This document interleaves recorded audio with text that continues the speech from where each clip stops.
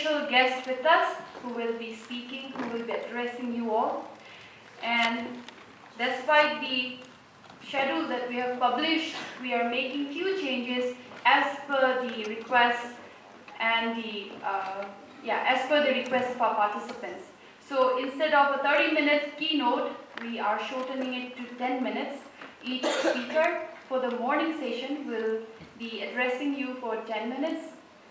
No Q&A, followed by a 20 minutes of plenary, and that will be followed by 1 hour of Q&A. So if you have any questions in between, please make sure that you write it down. Please park your questions until the final Q&A session. We are giving enough time to clear all your doubts. So to begin today's session, may we call upon our first speaker. But before I announce his name, let's have a look at his profile.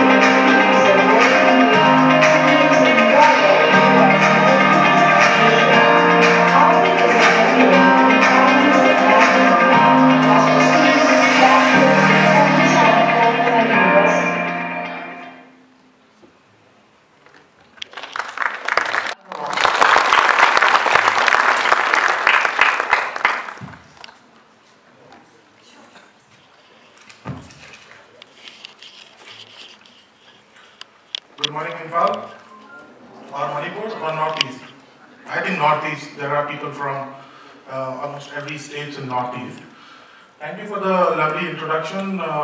They end up saying a lot about me, more than I would have wanted.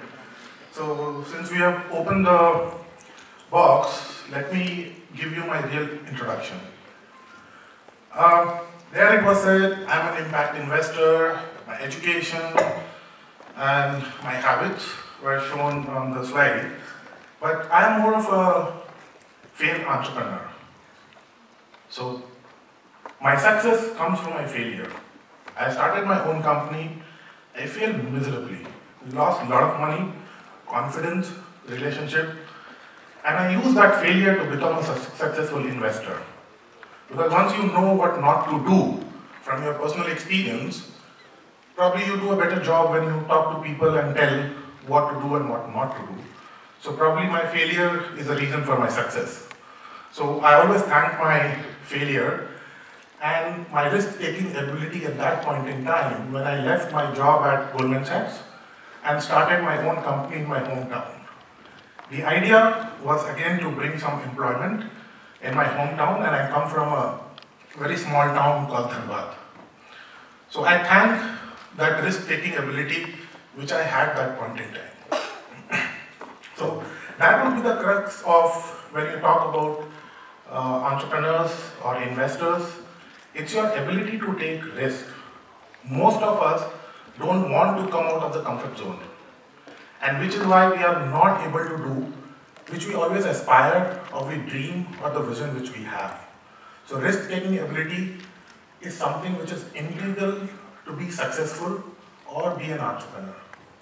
But before going into the topic, I'll just briefly talk about who I represent. So, as said, I represent Capital for Development Partners. It is a Dutch-based impact investment fund. Now, I'm not sure how much everybody understands about what's an impact investor or what an impact investment is, and that is something I'll touch upon very briefly after the introduction of the company. And we started operations in 2012, where we are investing globally in Latin America, Africa, Asia, and Southeast Asia. In Asia, we are operating in India, Nepal, and Bangladesh as of today. So our main objective is to provide a scale of capital to businesses who has proven some sort of market traction. So these are the typical stages where we come in. Our minimum ticket size starts with 1.5 crores and could go up to 25 crores. So once we invest in a company, we ensure that we are an investor and we continue investing in these companies for at least 3 more rounds, which is why we can go up to 25 crores. But the key criteria or the key feature which we look for in a company when we invest, while touching that, maybe I'll briefly touch upon the topic which I was asked to talk about, which is social entrepreneurship and impact investment. So to understand these two concepts, I think if you can explain who is a social entrepreneur, you can define who is an impact investor.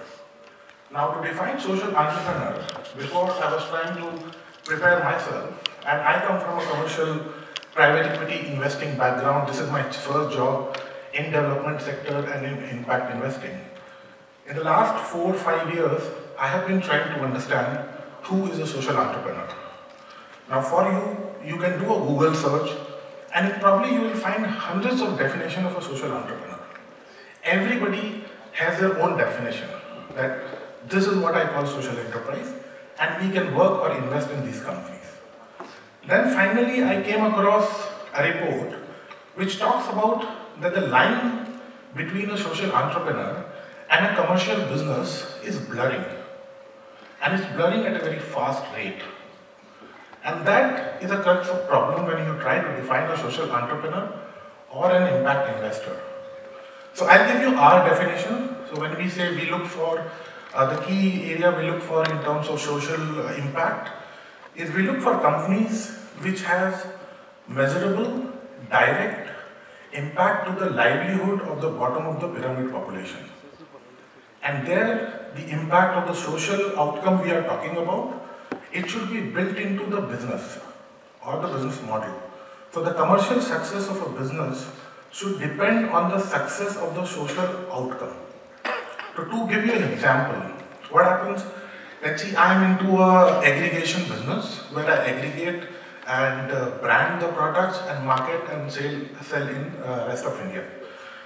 Now I try to buy from smallholder farmers and I give them premium to their produce. So that's the social impact I'm creating. I'm trying to pass on more profits to the producer. Now this is a very simple model, but what will happen when the business goes into crisis or they face challenges? You will start buying from traders. You will start cutting the farmer's margin because your business sustainability is questionable. So models like this, where you have not done any value add or significant value add, but you are doing something differently just to create an impact, our belief is over the period of time, that impact will go away because your business sustainability will take over whatever social impact you are trying to create. So that's the key when we look at investment opportunity, that the business model should be woven around the social outcome we are talking about. So the social impact fails, the business will fail as well. So that's what we look for. Now, if we talk about particularly Manipur, Manipur has lots of challenges and I don't think I need to tell you about the challenges in Manipur. Livelihood could be one of the major challenges which people in Manipur are facing. So how would you define a social entrepreneur in Manipur? According to us, and a social enterprise definition can also change from region to region. A company in Manipur who is providing jobs to 10,000 youths is a social enterprise to us because livelihood is a challenge in Manipur. But same business providing 1,000 jobs to youths in Mumbai, will that qualify as an social impact enterprise? Yes and no, depends on what other things they are trying to do. But on the face of it, it will not. So in Manipur, if you are running a socially and environmentally responsible business, you are a social entrepreneur according to us. You need to be aware of that and accordingly target the investor segment you want to reach out to. Fundraising could become a bit easier if this is how you are trying to approach to the investors. Today we were looking at some 10 companies pitch, and to me, almost all the 10 companies were social entrepreneurs. Only one of the 10 companies said, we are a social enterprise. The 9 companies didn't. Maybe they were aware of, or they are not aware of, but the communication is very much necessary. Now, since we have defined a social entrepreneur, investors who are taking this extra risk for the betterment of the society, to us are impact investors. So the risk-reward ratio is not proportional. An impact investor will take much higher risk and will settle for a much lower return when you compare to a commercial investor. So that's the key differentiating factor when you talk about an impact investor, is the capacity of taking higher risk for a comparatively lower return when you compare them with the commercial funds or commercial financiers. Now, the one thing which I would also add when you talk about social enterprises, which rest of India and rest of world is trying to catch up now, is when you are building business, be very sure to build an inclusive business. Because till date, we have seen there are a lot of skewness it could be let's say, gender bias. So if you are building a business, you need to be aware of gender biases. So build a business which is gender inclusive. Thank you so much, sir, for your priceless words. Next, we have Mr. Shubhadeep Sanyal, who will be speaking on entrepreneurship and investors' perspective. Let's have a look at his profile.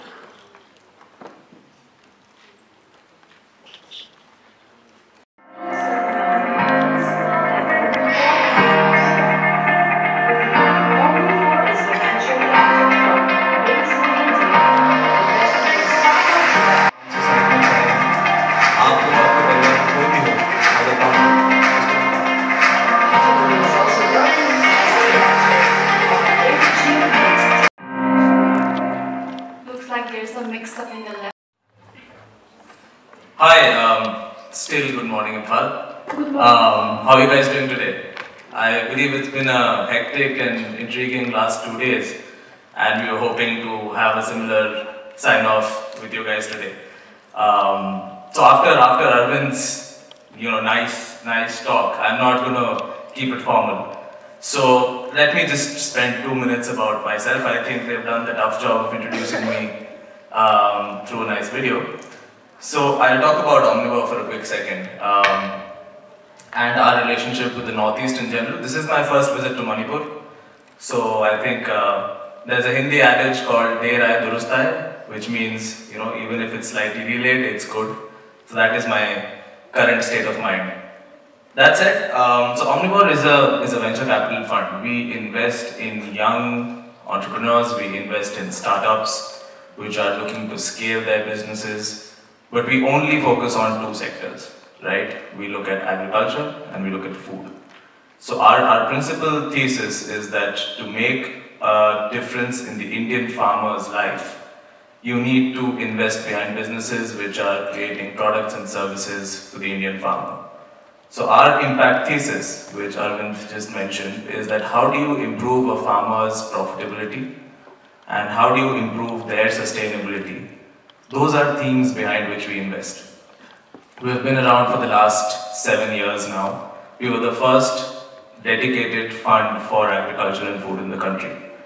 And I've been associated with Omnivore since inception. And we've invested in close to about 15 companies till date, and we'll be investing in the next 3 years into 15 or 20 more companies across the country.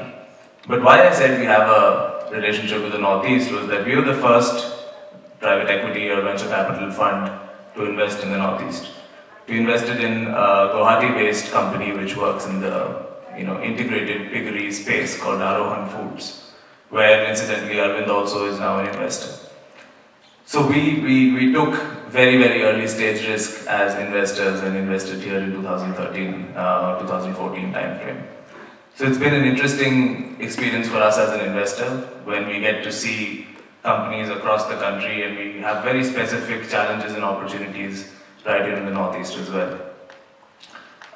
So that's kind of what we do. Currently, just to give you a sense of numbers also, Omnivore manages about 950 crores, which means we have that much capital to deploy across companies. Some of it is done, most of it is still available to deploy. What we look for are ventures which can really scale and are looking to break out and create large, long-lasting entities. So not just building nice SMEs, but how can you transform and scale businesses beyond a certain scale? That's what our capital and our networks go to use. And again, like Arvind mentioned, we are also an impact fund. Given that our entire work happens around Indian farming and Indian farmers, we do end up creating a lot of social impact. Just to give an example, as of last year, about 6 million, so that's 60 lakh individual farmers used products and services which were created by Omnivore's portfolio companies, right? And by that we mean people who made more money by using products and services in companies where we invested. So that is our lens of looking at impact and sustainability. Coming to today's session here, and I was asked to talk about entrepreneurship from an investor's angle. That can take up a lot of the day. I thought of highlighting maybe one or two key points. Let's think about investment for a second, right? So what you need to understand is, as investors, this is not really money which we have, okay? This is money where we go out and we also raise it from a lot of different sources. Some sources are things like, are entities like banks and insurance companies, so it's basically public tax money, right? And then there are a lot of institutions, whether in India or globally, who align and who think this is a good idea and they invest in a fund which we manage. So the first point is we are managing somebody else's money. So we are fairly careful, or we try to be careful as to how it's managed when we give it to somebody else to run. So in that sense, we have a responsibility as all investors that if we have taken on the money, we need to use it judiciously and there needs to be an impact created. So when we try and work with our companies, you will always see whoever entrepreneurs, are able to raise money. There are two thoughts about investors. One thought is that, okay, they are, raising capital at some point of their entrepreneurial journeys, to be very, very cognizant of that. Find the right investor. Find the right investor who has, the sectoral expertise, who brings in more than just money to your business, right? People often are very quick to run into, that, somebody is giving money, let me take it. But it's not always just the money which you need to scale a business. It's also the network, it's also the advice, it's also the other structural things which they bring, which can help you scale a business and move from being a one-person company to maybe a 100% company. So that's one large set of advice. The other is, when you're running a business, an entrepreneur is very, very passionate, right? And needs to be, because it's your baby, you're running after it, you're extremely, possessed about the idea and you want to make this work at all costs, which is great. But simultaneously, do also think about valuing somebody else's feedback. I think when entrepreneurs don't take feedback, whether it is from their partners, whether it is from their customers, whether it is from their investors, they tend to go obsolete, right? The business becomes what I want to do rather than what it really should be. So that's the second piece of feedback, which again, these are all coming from experiences. I manage about 7 of our portfolio companies, and this is all hard-learned experiences. The third area when it comes to specifically, talking about investments. Now, investments are of various types. There are private investors who are like Arvind and myself. There are investors who lend to you or lend to your business. Like, we don't give loans. We're an equity investor, so we stay with the company for a long term. But there is also bank, or there is an NBFC, sorry, which can basically lend to your business, right? So as an entrepreneur, your job is to really understand when your business needs debt and when your business needs equity. right? There are certain business models which are great for debt, right? And where people like us really won't be able to come in and make a difference. Because whenever I come in, I will basically take investments when they are risky and when they have a high return expectation. So, the risk reward conundrum is basically the more riskier the bet, the chances of a higher return. So that's we are okay with taking risk, right? But the point is, if you are running a business which is fairly common, right, which is a regular business, then don't waste your time going after venture capitalists, going after, private equity people, because there is no match there. So try and be cognizant and trying to understand whether your business is good for debt or equity. That's one piece. The last kind of parting note which I would want to part with before we jump into the plenary is, I think, in terms of, and I was chatting up with a few people I know, how we've seen the Northeast overall change in the last 5 years is that there's been this tremendous surge of largely the youth basically wanting to jump into entrepreneurship, into business, rather than just lining up for government jobs. So that's an extremely, extremely welcome change. I think the more we see people trying to take that initial risk, the better companies, the better opportunities will emerge from the region, not just Manipur, but I think pretty much across. So my hope is that we do end up seeing a lot more of this activity. I mean, I was just reading in the newspaper that just today, I think there was the Imphal Angels, which was launched. More like-minded people into a room, and that's what we'd, I think, like to do now, is that I should shut up talking and should listen to you guys, and then we get cracking with real-time questions and real-time concerns and discussions as to how we can learn from each other and move this movement ahead. So I would conclude with that and hand it over to you to take it forward. Thanks so much. Thank you so much, Mr. Subhadeep Sanyal. Going forward, we have the plenary, and for this I would like to request our shapers to kindly make the stage arrangements.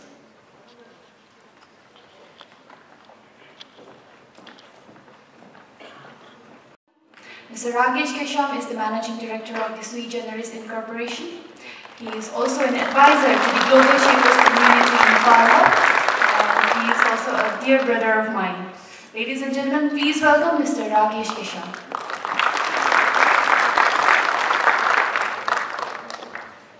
Next, may I call upon our speaker, Mr. R.D. Nagrawal, Managing Director, Capital for Development Partners.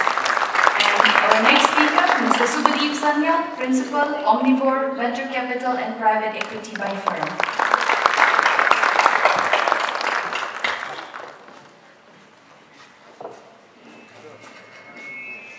Great crowd, and I'm sure for those of you who know who I am, and for those of you who do not know who I am, I'm Ragesh Kesham, and I'm the founder of the brand popularly known as CCT here in Imphal, Manipur. I'm sure you must be wondering why among the two rockstar investors, someone from Manipur is sitting here moderating the session. So let me brief you on that also. Arvind invested in my company.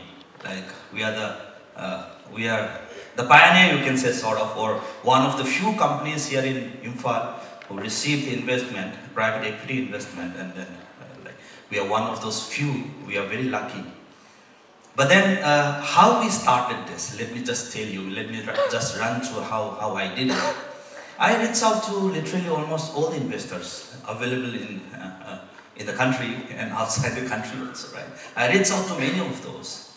And one fine day, I happened to reach out to Subhadeep, right? And Subhadeep kind of liked my idea, but he was already invested at that period of time. And then he was telling me that maybe he can connect me with the right person who can take this forward. And when my last daughter was born, on that particular day, Arvind called up. And we were planning to talk for 15 minutes, and I think it went on for a good 1.5 hours. And that's when the whole scenario started, and at the end of the day, we ended up receiving investment from Merlin. Yeah. So, I would rather, why I started this is, we are so much, influenced by all these reality shows and all, like the Shark Tanks, the Dragons Den and all. So, what we basically think is, you go inside the room, you just stretch out your hand and say, hi, I'm Ragesh Krishnam and I need this much of fun. And then you see that the investor sign a check in front of you, and that's how you do it. No, it doesn't happen that way. It's a process, right? I'm a tea guy, so let me tell you how tea is being made, right? CCT, now we have introduced a luxurious teapot, and it's very easy for you to prepare CCT now, right? It's a strainer there, you put CCT leaves over there, put hot water, leave it for 2-3 minutes, strain it out, drink it. That's your perfect cup of CCT. That's a process. What if I say, I put 1 spoonful of CCT inside my mouth, drink a glass of water and say, I had a glass of CCT.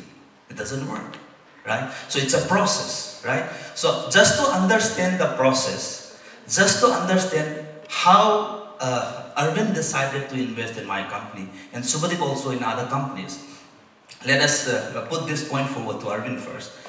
What basically is it that you look in a company when you start, when you decide to invest in that company?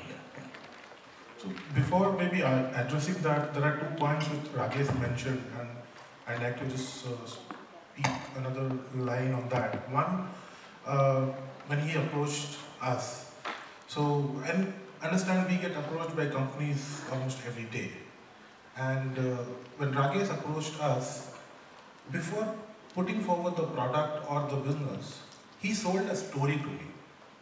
Right? So the story was which bought me 90%.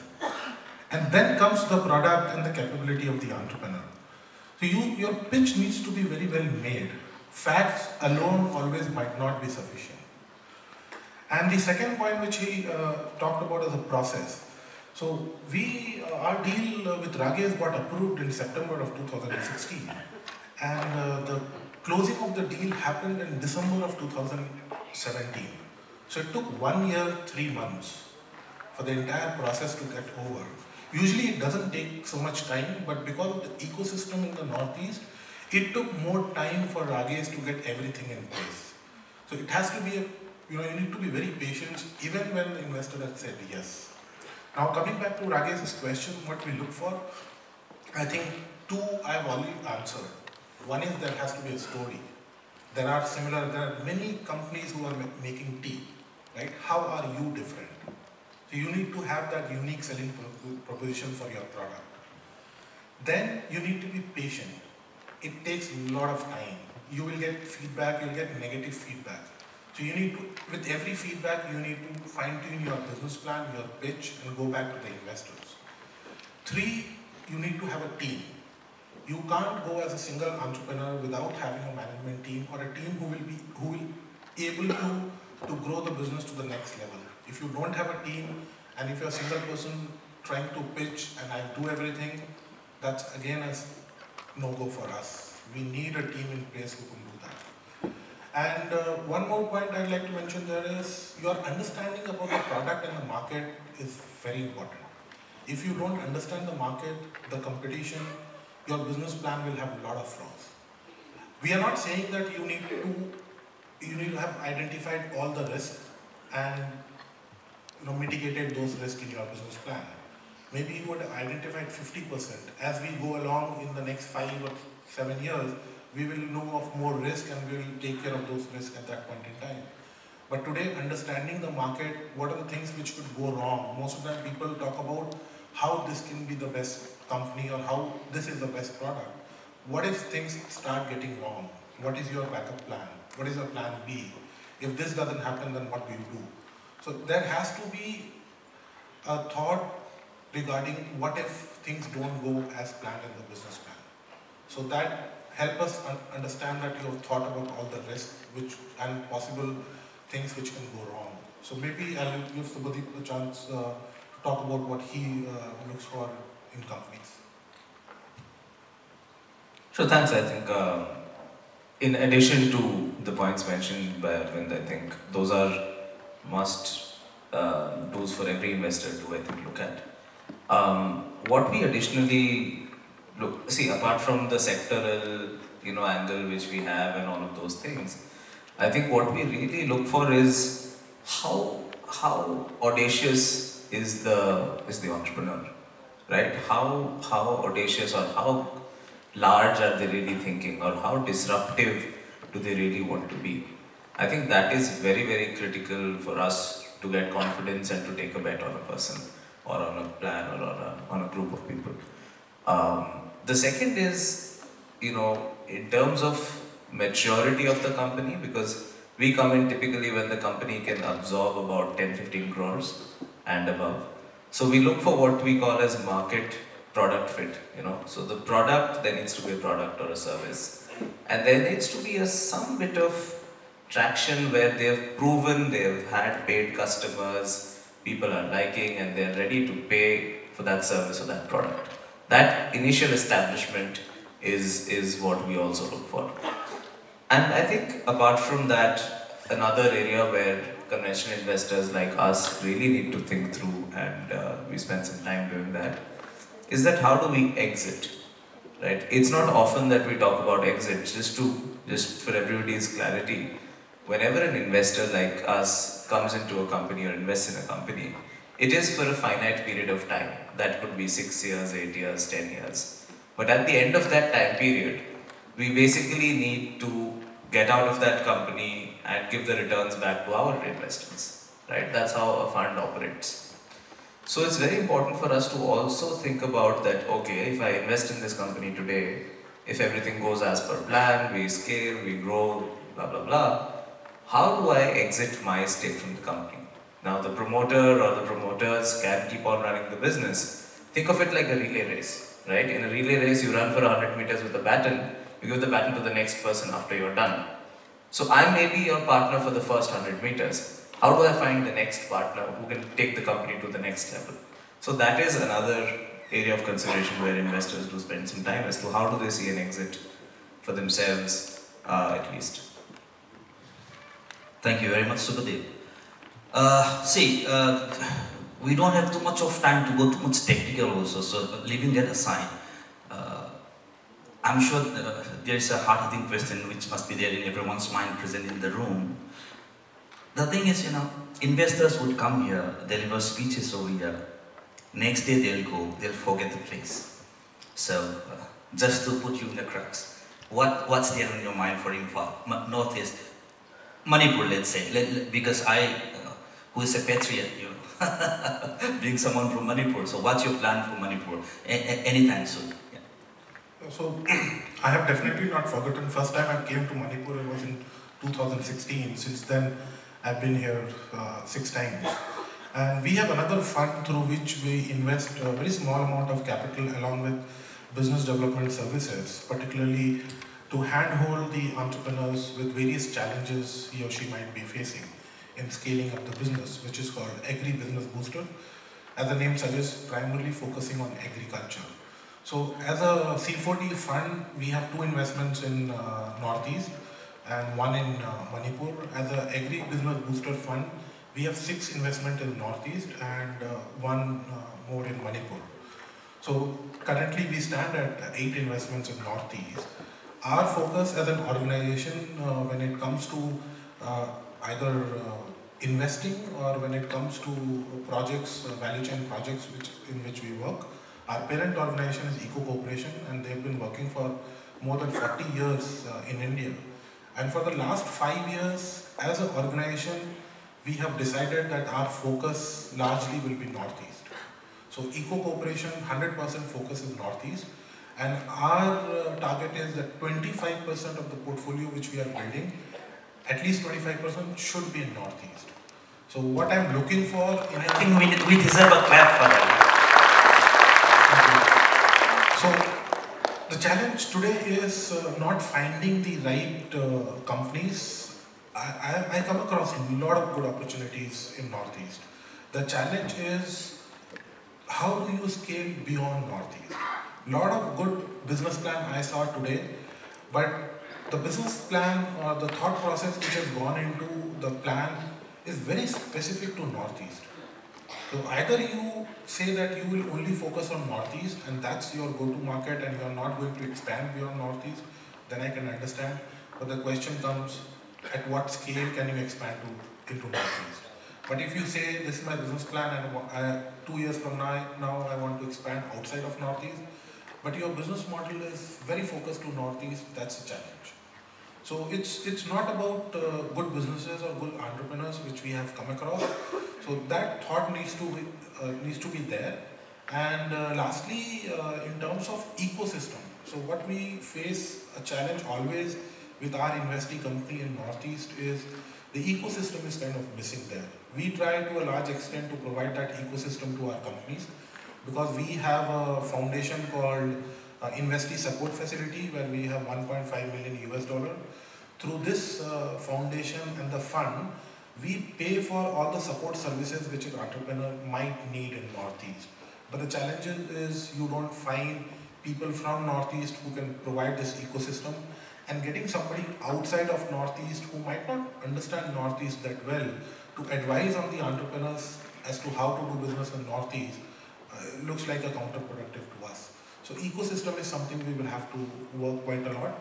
We have our commitment that we are looking to raise our number of investment in Northeast multifold.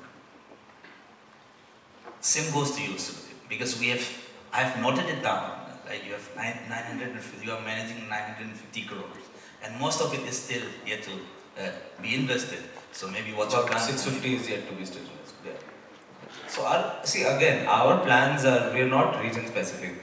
India is our market, so we only invest in Indian companies, but beyond that, we don't really have special focus or a lack of focus for any region.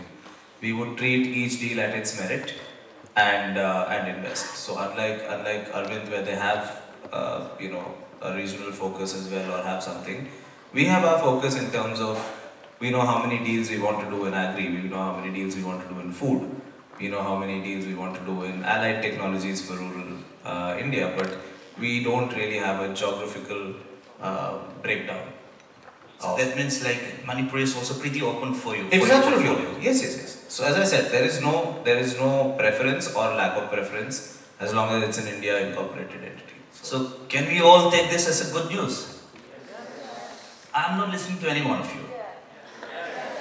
So that's it. See, we will not go too much into technical details now. Rather, I'm sure, I could see a lot of anxious faces waiting to raise queries. So I think we are good to go for Q&A, right? So let's take your questions. Please go ahead. Any of the shepherds, can you please check who would be asking questions now? Yeah, if there's any questions from the audience. Okay, in the center. Is your investment The mainland region of India. So would you please highlight the points of the difference so that we would understand more on the specific? So the difference which I was referring to was in terms of the ecosystem, because today what happens, so for example, I'm based out of Bangalore, and across India from our C4D fund, we have 11 portfolio companies. Now 2 of them are in Bangalore, one is in Mumbai. Now if there is a challenge which the company is facing, it could be they need support from lawyers, they need support from auditors, or they need good consultants to advise them on their marketing plan, HR policies. They get people, quality people in Bangalore itself, or in Mumbai, or in Delhi. So they don't need to go around and shop and they can't find quality people. So that's the challenge which we are talking about. Today, our experience when we were doing deal with Ragesh, the reason why it took more than 15 months was because of the ecosystem not being there. So there were some advices which Ragesh received in terms of how to create a company and transfer the assets from a partnership to the companies. And there were a lot of errors which happened during that process, because of which we took more time. So this process was 3 months long, but because of the error and redo everything, it took us another 6 months. So what we are talking about, the difference is the ecosystem. when we talk about entrepreneurs. So unfortunately today, the entrepreneurs are not getting the ecosystem. So if somebody is talking about a social enterprise, it should not be only focused to products or consumer-driven services. You could also try to create an ecosystem. For example, trying to create a consulting firm and trying to bring people from Northeast who are working somewhere else, and a quality consulting firm in Northeast who would support the entrepreneurs based out of Northeast. So the creation of ecosystem is also very important, along with any other thing when you talk about social entrepreneur or entrepreneurship as such. Thank you. Any more questions? Yes. Good Yes. morning, sir. Here in the middle. Yes, the lady in the middle. Good morning, sir. The question that I'm going to ask is not going to be normal, and sorry for that. It's like I'm very much overboard right now, hearing all the great speeches from sir and all. And this is not going to be very much technical type of question, I believe. So I want to take the best I can from here, from this session. The thing is, we know everything about mango because we have tested. But then for someone who haven't tasted avocado, nothing is going to be known, and even what to ask about avocado will not be known. So sir, what I really want to ask is that what is the best question to ask an investor so as to know investing and entrepreneurship better? Thank you, sir. Is the question about what do you ask investors? Is that the question? Yes, sir. To know each other better, right? To know investing and entrepreneurship better. Okay, so interesting question. So if you were to ask investors about investing, you will largely get pretty much similar responses, right? We're a very small and networked bunch of people, and we like to copy each other. Okay, so our reasons are similar to invest, our things we look for are similar. So I think more than, if you want to understand more about investing, if that is the outcome, I think you should focus on trying to talk to or reach out to entrepreneurs who have actually raised money. So people who have already done it or are working with such investors, they can give you the real facets as to, okay, this is what they were looking for, or these were the tough questions, these were the easy questions. Because apart from that, investing is a fairly technical kind of job, right? I mean, you look at numbers, you don't look at numbers, some people look at numbers more, some people look at numbers less. It's also about which kind of investor. As I was saying, it's very important for you to understand. So if you're raising small money, try and raise it. It's generally said that whenever you're scaling a business, you should also scale your capital requirements accordingly, right? So your first set of believers in a company, right, when you're doing something, is people around you who know you as the person running it. At that point, going to an investor saying that, I have a plan and I'm going to do this, the investor is like, who are you?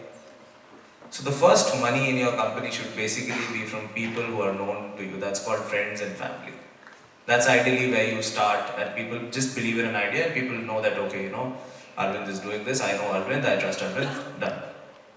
So that's how you start the process.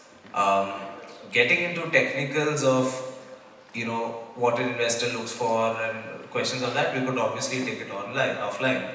But I don't know what more to respond on this question.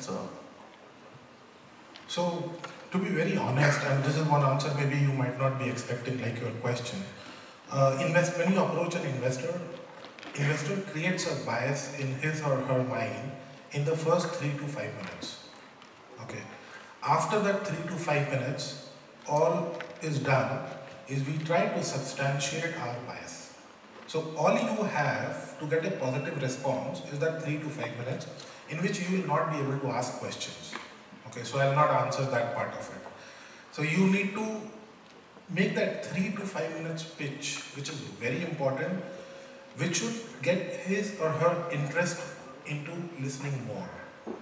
Because though we take meetings and I might be in that meeting for half an hour or 1 hour, I have decided in the first 5 minutes. And I have either shut my brain or I am trying to validate my bias towards your business. So the first 5 minutes is very, very critical.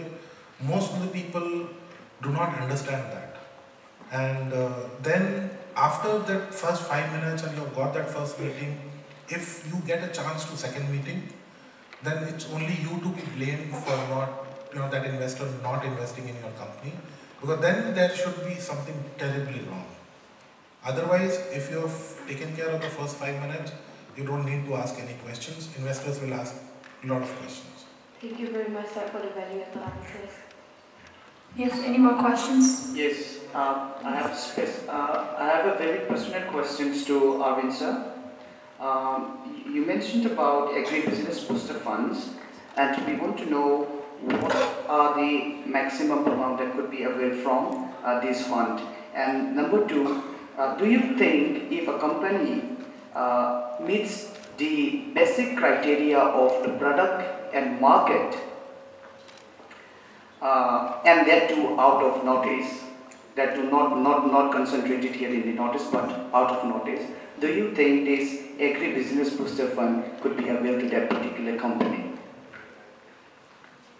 So the first part of your question, the maximum you can get from agribusiness booster is 1.5 CR. So that's the maximum limit, and so which is where we come in. So anything beyond 1.5 CR is Capital for Development Partners Fund. Anything below 1.5 CR is agribusiness booster fund. Now the second part of your question was if the product is not of Northeast, right? No sir, my question is if the product is of Northeast, okay, and if it meets the basic criteria to export it into many parts of the country. Understood. Yeah. No, so the key criteria is that the product or the business should be based out of Northeast. The market could be anything. It could be Northeast, it could be beyond Northeast, it could be international market. So that doesn't matter as long as the product is getting made in Northeast by an entrepreneur from Northeast. Okay. Thank you, sir. One more question. Good afternoon, sir. I would like to ask two questions, sir. Yes. Can you raise your hands whoever is asking your question? Second row, sir. I'm Jaishin representing Tariq Manipur, sir. Okay. So my question is, how did you get your idea or concept for the business? That's my first question. And my second question is, what was the most important part of your whole business journey? That's my question. I guess you're asking me, right? Yes. He's here on the left. Oh, I'm so sorry. I couldn't see you. Yeah. Can you please come back, come again with your first question? So how did you get your idea or concept for the business? That's my first question. It was sheer need for me, because I was literally bankrupt when I was starting my career, and I really wanted to do something.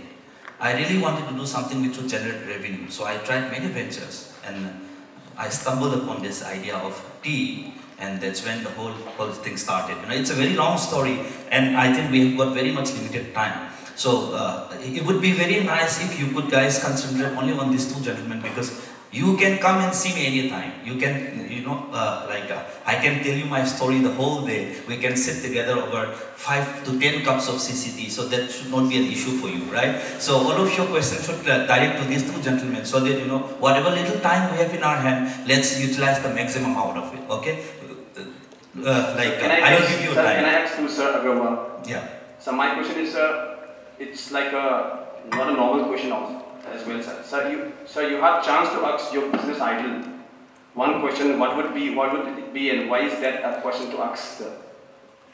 If I get a chance to ask a question? Yeah, to your idol, sir. To ask one question, what would it be, and why is that asked? That's me.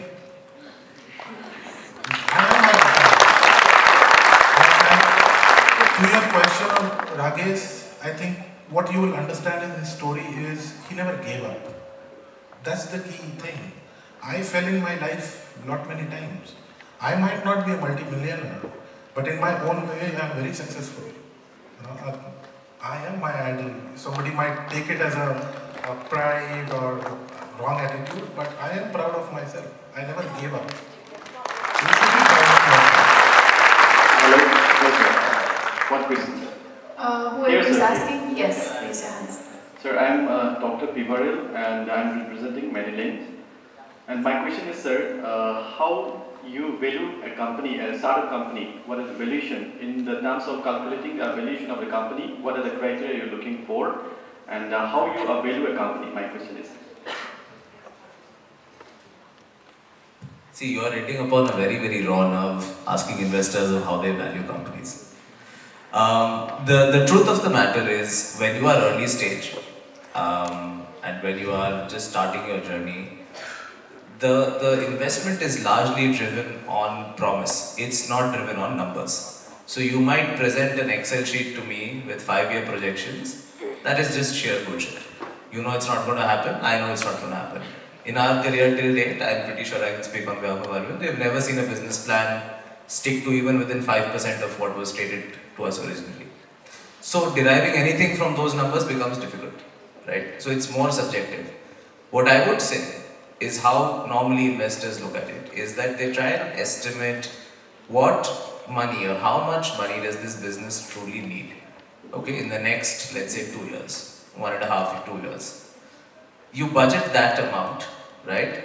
And then the rest is dependent on how much you want to give up of your company. Please do remember when you are, on this game, that whenever you raise money, it won't be the last money you raise. It's just the beginning. So think about conserving enough of the stake for you to, have more investors later on in the journey. If you think about valuation reports, now there are accountants who will prepare a valuation report basis cash flows. All the MBAs in the room have done DCF. That doesn't work in early stages. So it's more subjective about what you can be assured of is you need to know how much money you want to raise. So as long as you're clear of that, the remainder as to how much of the company you give up is a negotiation, right? And there's no good or bad about it, there's no value judgment. But those are the two parameters which actually influence what your value truly becomes after an investment round at the very early stages. This is again at early stages. If you're doing stable 50, 100 crores of turnover, there are other metrics which you look at. You look at profitability, you look at EBITDA margins and multiples and all of that. But at early stages, for valuation, you basically investors look at how much money is truly needed and how much is an optimum range of dilution to get in return. I guess that's... Okay, next question. You were asking for our trade secrets. We are not going to give you that. Sir, I have a question here. Can you raise your hands whoever is to your asking? left at the top. Yes. So my name is Kibitoli and I'm from Nagaland. So I have a concern for the small vendors, entrepreneurs.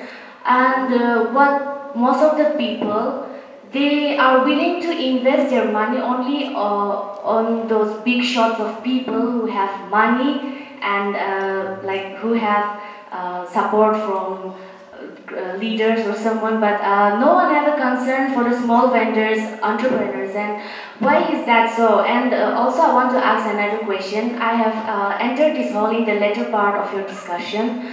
But my ears were so delighted to hear that something about working in Northeast India. So taking this opportunity, I wanted to ask you if you have any further plans to work in Nagaland. Let me, second part, Arvind will take care of. The first part, I'll answer you.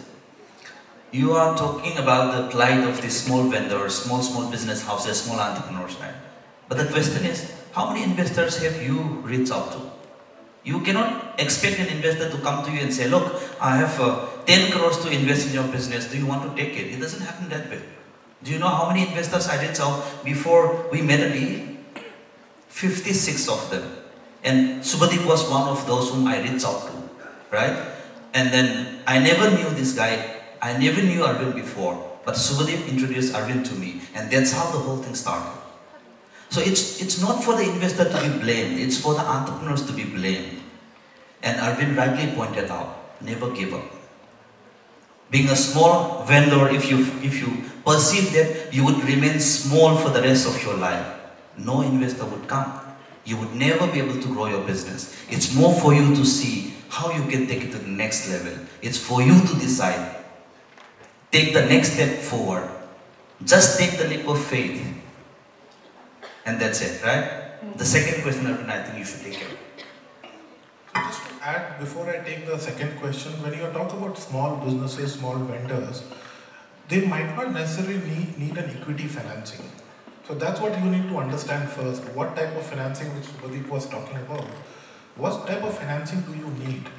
Let's say if you need 50 lakh or 30 lakh, and then you approach a investor like Pradeep or me or any other fund for that matter, you will never be able to raise that money. Right? So that is the money which you should try to raise from financial institutions, friends and family, and not go to an equity investor. So which is why you might see that the investors not focusing on that area, because that is not the right type of finance that company should be taking. So understand your need first before approaching to investors and getting disheartened that nobody is caring about us. And then second part, so we don't have a state level specific in Northeast. We are open to all the states. Currently I'm talking to two businesses from Nagaland. So let's see where it happens, but as of now we have investment in Assam, we have investment in Manipur, and yeah, these are the two states as of now we have made investments in, but we are open to all the other states and we are actively looking for businesses in those states as well. Good afternoon. Here. Can you raise your hands? Whoever is asking. Okay. You have rightly said that what you are looking for is higher risk and return, and you have said that the kind of venture that we should do is it should be something disruptive, not the conventional or the common. So I have two questions. The first question is: will the education sector, if it is disruptive in something, will it qualify? And second question is: how much money are you going to invest in the education sector? So there is the question. So, honestly, I personally don't believe that the business model has to be disrupted, because that's again, according to us, overused, abused word in the sector. Everybody comes out doing the same thing, calling out disruption. Now understand, as I often say, that markets are smarter than what we think they are. So if there is in a value chain, if you see that there are different players, on the face of it, you might say that it's an inefficient value chain and disrupt the model. But every actor has two types of role to play. One, the formal role, which is visible to everybody. Then there's an informal role, which is not visible to outsiders. So before talking about disruption, you need to understand that you are challenging the intelligence of the market. Sir, there's a saying that I hear and I forget, I see and I remember, and I do and I understand. So, so we can stress to the third part. So what the education sector today is basically doing is they stress on the first and second part, hearing and seeing. So what if we can focus on the third part, I mean doing by learning, that will become something new. Exactly. Once you do, and you would learn that what your understanding is about the value chain actors might not be correct, and which as an investor we would appreciate. If you do it and you prove the disruptive model can be scalable, which a lot of time it's not. So do it, then understand, and then say that my model will be able to disrupt. Now to your second question, education, we don't have sector specific allocation. So as of today, 50% of allocation which has gone into various companies, 50% is in agriculture. So tomorrow, education could be the biggest sector. We cannot go more than 40% of the total fund size in one sector. But apart from that, we don't have any sector targets. Good afternoon. On the left, this side. Yeah. So, like there are a lot of Indian companies who are global player also. I'm not discounting the fact that there are Indian companies who are global players, but taking the example of Ola and Uber, for example, Uber started from North America, but the amount of time that Uber took to be a global player is much faster than what Ola did. So what is the most important thing, like if we are to start a business from here, a small part of India, and if we want to be a global player, what is the most important thing in business that we should focus on? Because everyone's dream is always to become a global player. So I just wanted to hear from the investor point of view. One reference I could give here is, for example, Maggi, right? Maggi is a popular snack in India today. But Maggi, when it came into the market, it didn't come as a snack. It launched itself as a meal. And that's how, because Maggi elsewhere was consumed as a meal. And in India, we don't traditionally eat noodles in our meal. They failed miserably. Then they rebranded themselves as a in-between meal, a snack. And today, Maggi is a hugely popular snack brand in India. So the key answer there would be, if you're talking about or your aspirations are to be global, you need to tweak your model based on the markets. You can't copy-paste the model which you might have been successful in Northeast to rest of India, or for that matter, a model which is successful in Manipur to Assam, to rest of India and to other countries. So you need to first understand the market very well. The product might be amazing. In my example of Maggi, the product was same. It was the association with the product. Earlier they associated Maggi with a meal, then they associated Maggi as a snack, and they were successful. So the small change of association of your product could make a huge difference. So that would be the key input, I would say. Also, just to kind of play around with the two examples you gave between Ola and Uber. So when Ola apparently copied Uber because Uber was already operating, but what you need to understand is in India, unlike in the US, where Uber is for any car owner to become and earn more money, to become a part-timer and earn more money, right? So I went to San Francisco, there was an Uber driver who was driving around in his Lexus, but he was a banker by day. It was a weekend, so he thought of going out for a few rides. But in India, Ola couldn't really do that, right? Because we don't really like, there is a class difference in our mentality, right? Okay, we needed drivers to drive a car. So in Ola, when they started in India, they took a different model where they had an asset and they had an entrepreneur whose sole job was to drive that vehicle. That was his or her bread and butter. So that contextuality which Arvind is mentioning is very, very important. And again, just to say that you always don't need to be the first person, Ola has better operating metrics than Uber. Ola's burnt less money than Uber to scale it in India and to other regions where it's now going. Whereas Uber had to withdraw from a lot of regions, it had to partner and withdraw from a lot of regions like Singapore and other places. So all is not lost if you're not the first player. That's the takeaway. And second is be very, very cognizant of cultural as well as consumption-driven behaviors of wherever you want to reach with your business. So, can we have the last question? Can we have the last question? Yeah. Okay. Well, just to add to this, Sobadev, I also had a taxi driver when I was abroad. Here. So we started talking about money and market. He was a retired professor from Harvard. He was driving me around at 72. So I was like, what are you doing? That Paka Indian mentality, taxi driver should be someone who had not passed certain class. So that I had to let go. So I ended up taking his phone number. Well, Arvind, you were mentioning about some fund that was available, and many of the young people here do not understand business concepts very well. Like Ragesh has taken 1 year and 3 months to establish, even if you were willing to give money to invest, he had to go through lots of channels. I'm sure many of the young entrepreneurs here would like to scale up their business. First job is finding people who would be interested in investing. Second process is when you guys are willing to invest, like Sobadev say he still have 650 crores. The process of investment itself is too long. So we have been discussing as a global shapers community and our community has lots of exposure to the international events and others. So Ragesh was willing to offer us a space to set up an incubation space, something like that. And believe me, I being from the government, I want to help the government, but not take money from the government to set up such institution.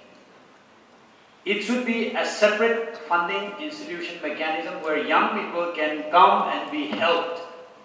After they are being trained for 1 or 2 months, or say up to 6 months, intensely, then you guys will come and say, okay, I'm willing to pay you my money to develop your company. So would you be willing to help fund if we are willing to take up such ventures without any government sponsorships, nothing? Because I don't want to take money from the government again, because ours is a resource deficit state already. So would Omnivore or Arvind, be willing to help set up such an enterprise in my state so that young people like this and so many more hundreds could not be here today?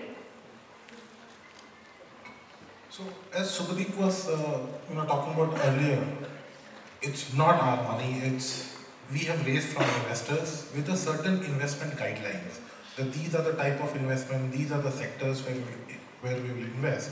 So that restricts us from doing anything from the fund, these type of activities.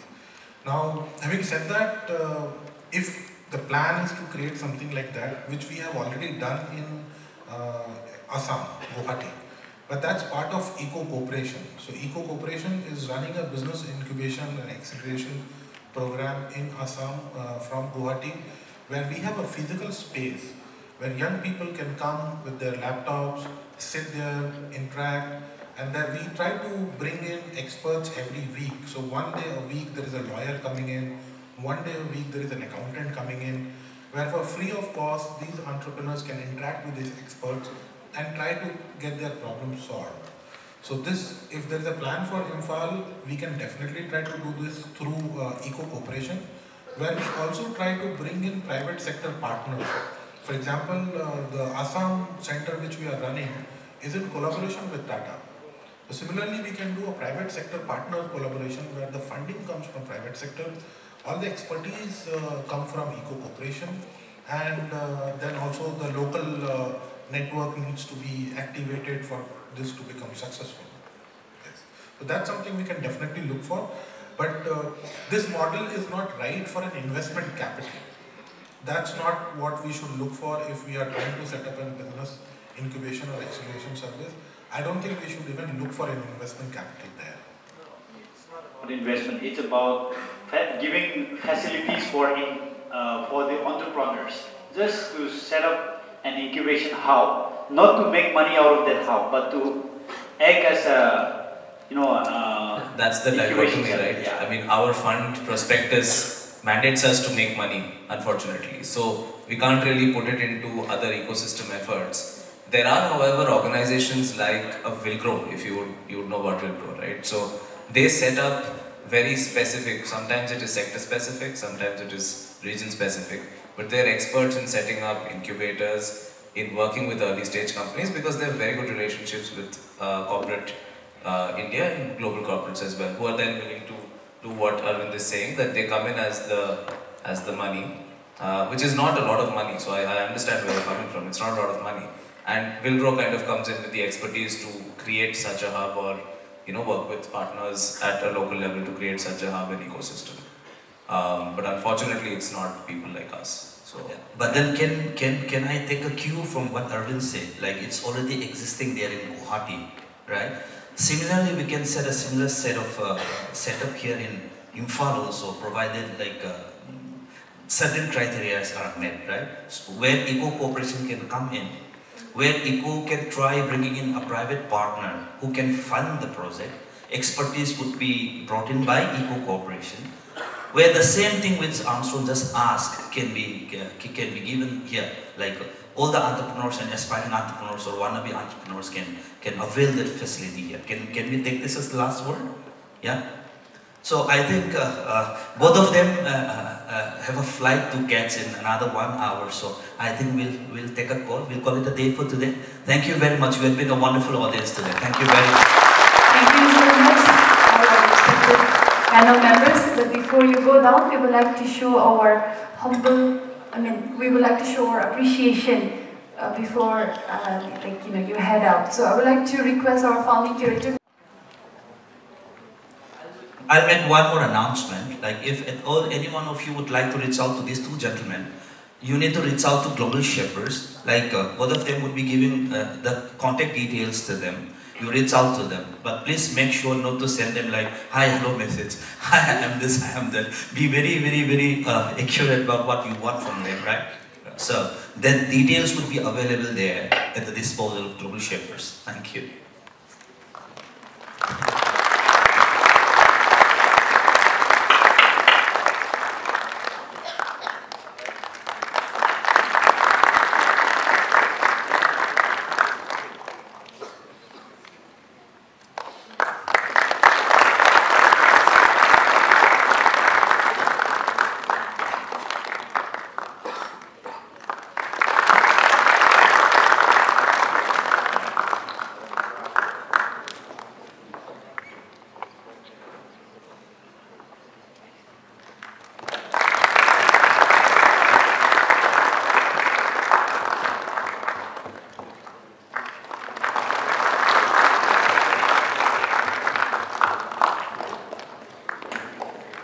Thank you all once again for the wonderful session.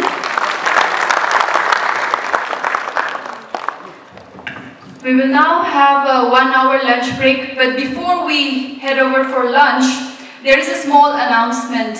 As today is the last day for Imphal Jamboree, it is also the right time for us to collect your feedbacks so that we can arrange or we can organize a better event next time. So please collect feedback forms from the registration counter and please submit the filled-in feedback form before you leave.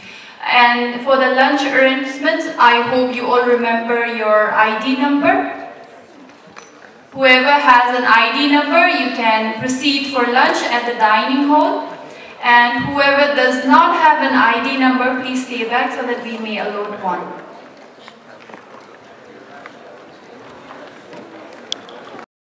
When I think of the distinct possibility of our children and the generations to follow, to face this tribulation brings me to tears. Why? We can have a little prognosis of the future by running through some of the facts and statistics that we have with us. Over the last century, the global population has quadrupled. In 1915, we had 1.8 billion people in the world. Today, according to the most recent United Nations estimate, there are more than 7.3 billion. And by 2030, we will be having more than 8.6 billion people. And by 2050, we will be almost hitting 10 billion people, which is almost impossible for the earth to sustain us at this rate. If you look at the slide here, we have 250 births, it's needed, and out of which 105 died. So we have a gain of about 145 people every minute. And with the improving healthcare and advance in medical technology, our lifespan has also increased to 67 to 70 years now. So every minute we have so many 145 people to feed for the next 70 years. Approximately, the world population is growing by 83 million people per annum. So we can have a look at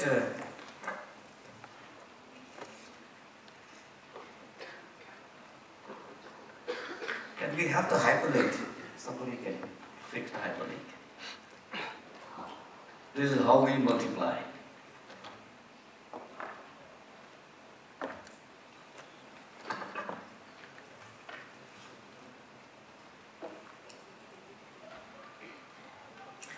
When they do that, there's growth along with rising incomes, particularly in the third world country. Our dietary habit has also changed. demand for more protein and meat has risen substantially. Not only that, if you look at the statistic provided by United Nations demographer, there is a massive migration of population from rural areas to urban areas. If you look at the statistics, in July 1st, 2007, more than 50% of the world population have migrated to the cities and towns. And by 2050, more than 66% of this world population will be living in town, that is in urban areas.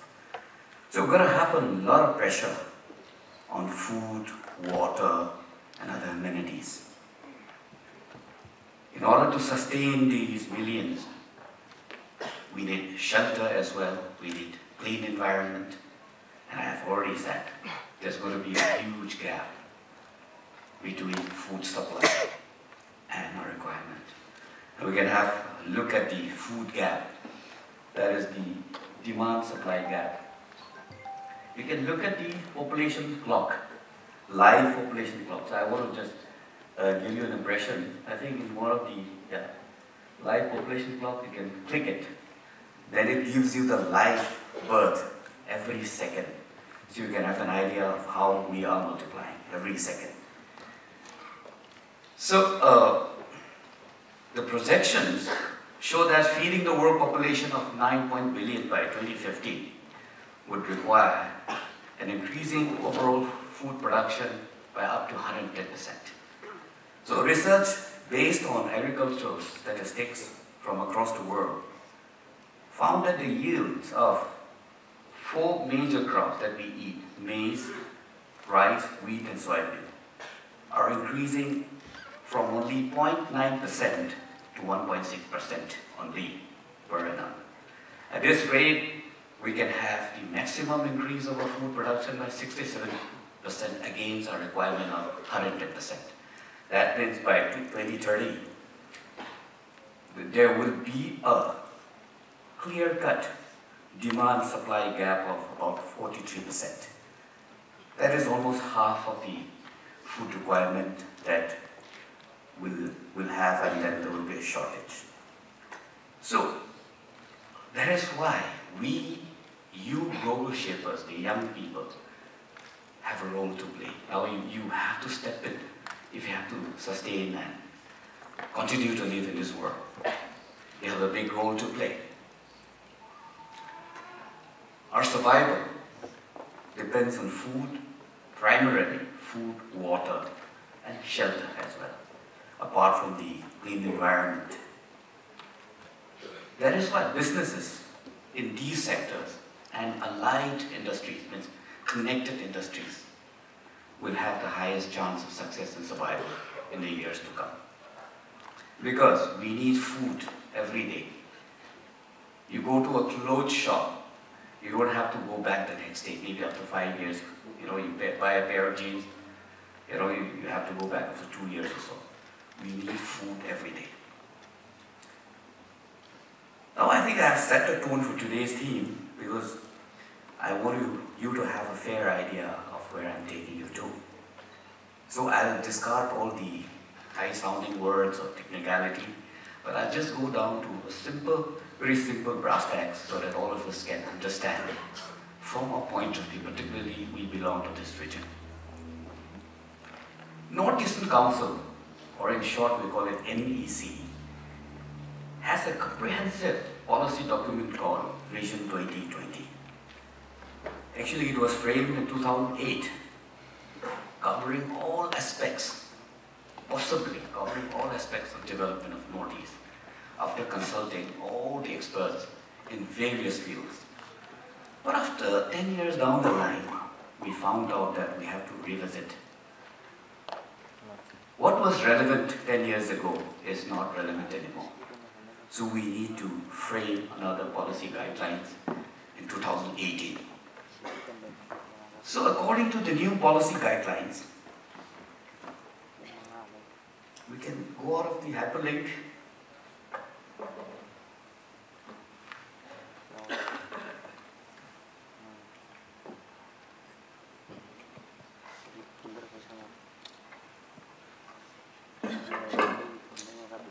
This is the new focus that NEC Northeastern Council will be giving.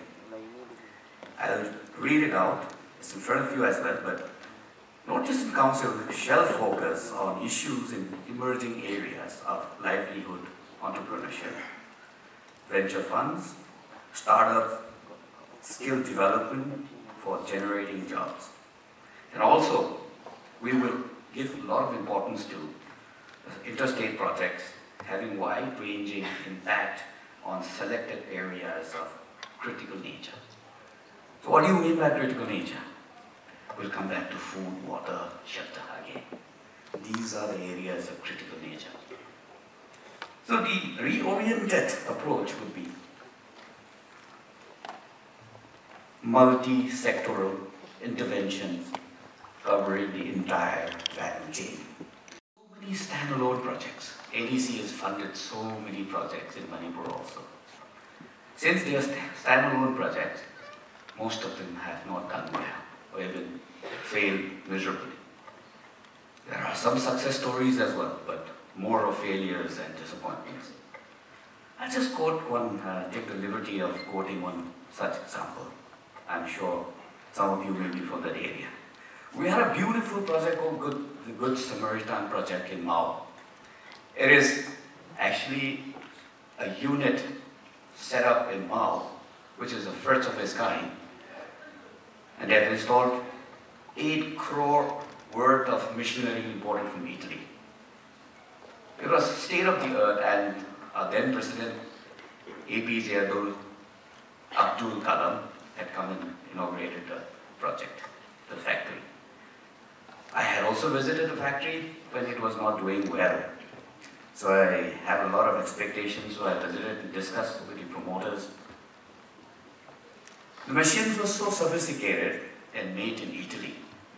So when these machineries develop some snag, they have to call up the engineers based in Rome to fix it. They have not thought about it when they import the machine. And they realized that passion fruit drinks need a specialized packing. So they found out that affordable and economical packing material or packaging material is manufactured in China. So they thought they'll go and buy in China. But suddenly they realized that the marketing right of that particular material produced in China has already been taken by a company based in Australia. So now they're in a fix because they have to go and buy that packaging material from Australia, which is made in China. So it became almost unviable. Because of such stories of failures, we've become better off. We've learned our lessons, and I think we're more prepared now. So we have to relook at our approach, actually, when we decide to become an entrepreneur.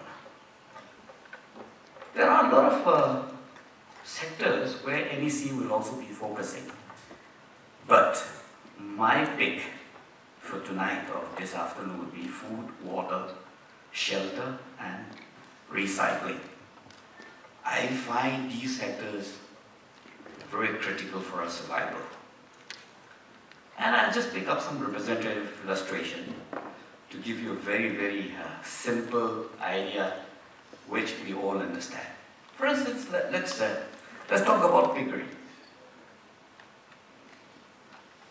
When we talk about value addition and value chain, I'm not talking about bringing in, say, 50, piglets and started rearing, in my backyard. You have to start with institutional intervention. You can start a swine flu vaccine center.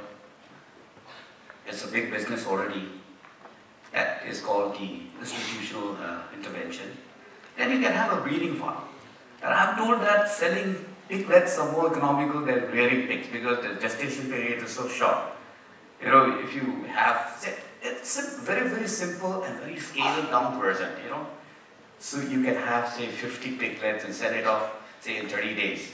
How much money are you going to get? And you can recycle that.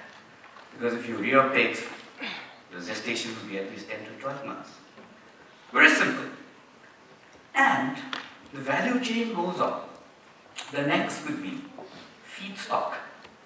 We have not thought about feedstock. We've forgotten about how to feed the pigs. You know, if you rear pigs, you cannot produce feedstock. So somebody has to do business. I have seen people setting up, particularly in Meghalaya, they have done big business, you know, setting up feedstock plants. They cannot even meet the demands. So then backward we go back. If you have a feedstock plant, you need some fodder farm, for instance. You need to plant something, say high-yielding crops. I was talking to a friend of mine who was the head of Godrej Seeds. Actually, he turned around maize cultivation in Vietnam. He was there for 11 years. And he was offering, hey, Gai Gong, in India, the average yield for maize per hectare is 30 to 35 maximum. But I've got a seed variety which can give you 70 quintals per acre. So I've told some of my friends in Nagaland to set up a farm so that they can start a feedstock factory. You don't have to buy feedstock, even for poultry, piggery, others from Bihar, or Punjab, or Delhi. You can have it right here. It's a big business. Simple. You don't have to bring in sophisticated machinery for this. And when you have feedstock plant and you have the farm, then another value chain will be nutrient management. You need manure. You need to actually give biocompost, then water management. I'll give you a small story of how successful a manure plant can be. Again, this is very low tech, low capital investment. I used to have an inspector when I was in Shillong. He resigned from his so-called sought-after post. He quit. I called him. I said, why? No, I'm going to start a manure manufacturing plant near Shillong. It became a huge instant success because he's not supplying nutrient or his manure to the farms. But if you look at all the thousands and thousands of houses in Shillong, they have potted plants, they have flower vases, they have kitchen garden. The demand was so immense. So this is what way you can also look into. You don't need any sophisticated machine for this. All you need is commitment and passion to do it. And you can even go down. Then in the service sector, some people have made a lot of money in capacity building. This is a cliche already. I would say this is manpower training. I have seen people make money when cement industries came to Meghalaya in a big way. There was a huge demand for manpower, And I have so realized that whenever there is a big setup happening, there is a huge requirement. There is a breakage in the link. So if you look at the downstream or upstream opportunities in piggery also, you can think about setting up packaging unit.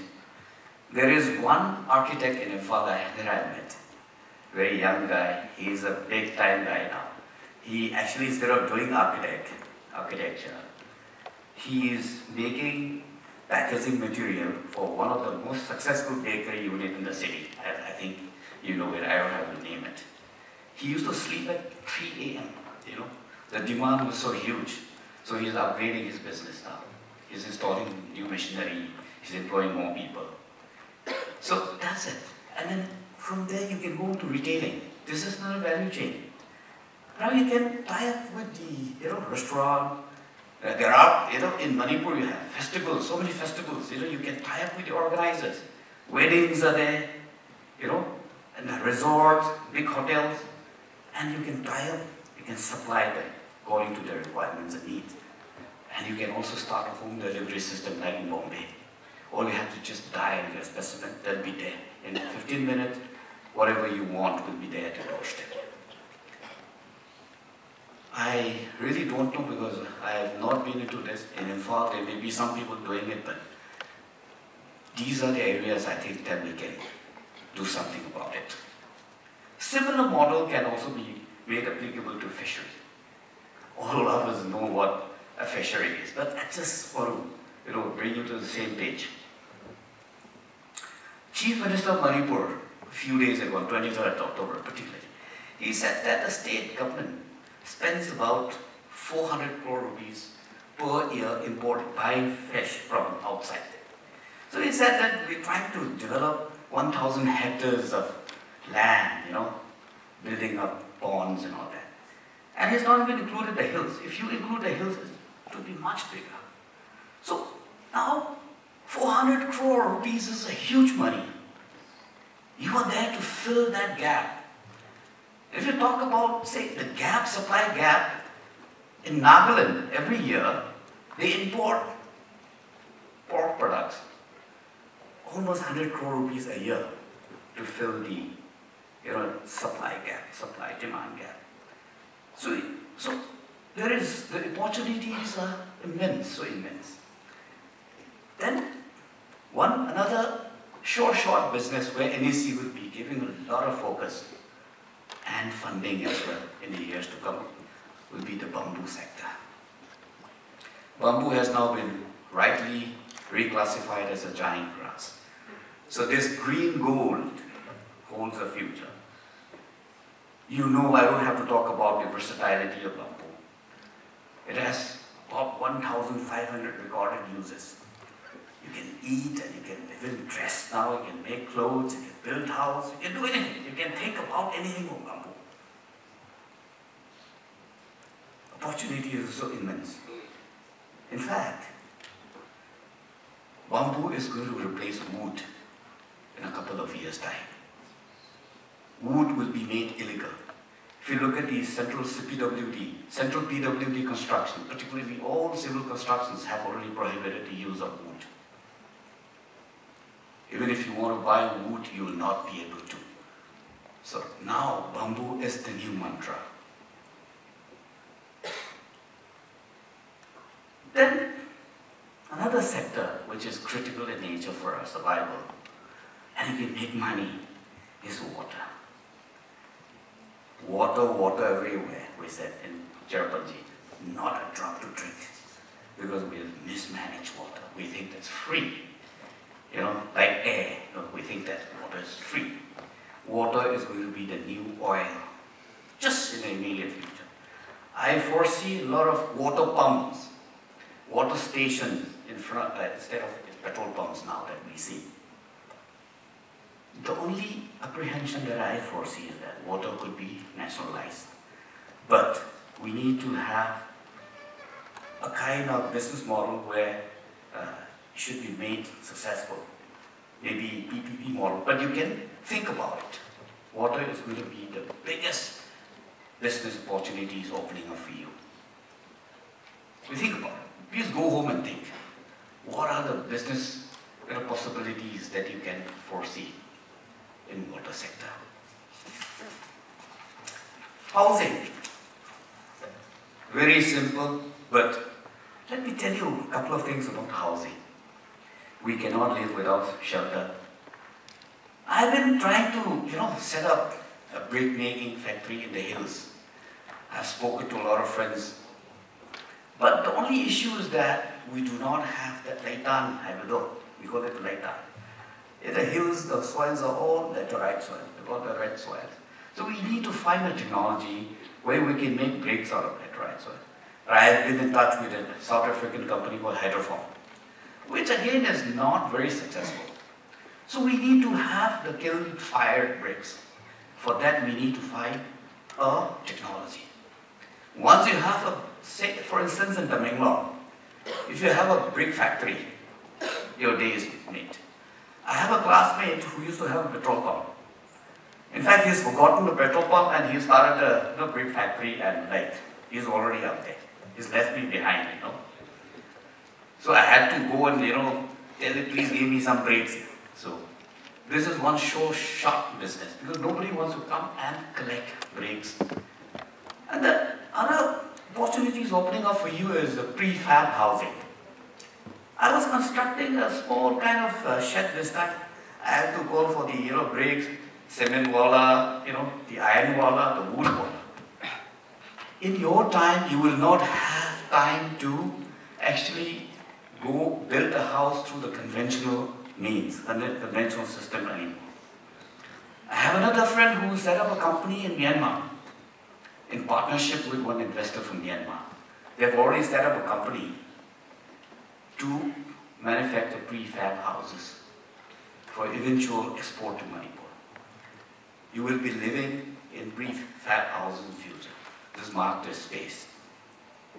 Today I will not be talking about the, often talk about tea, tourism, medicinal and aromatic plants, and information technology, and our Umarok, because so many people have said so many things about it. But I just want to bring one thing to your notice about the potential that we have in spices.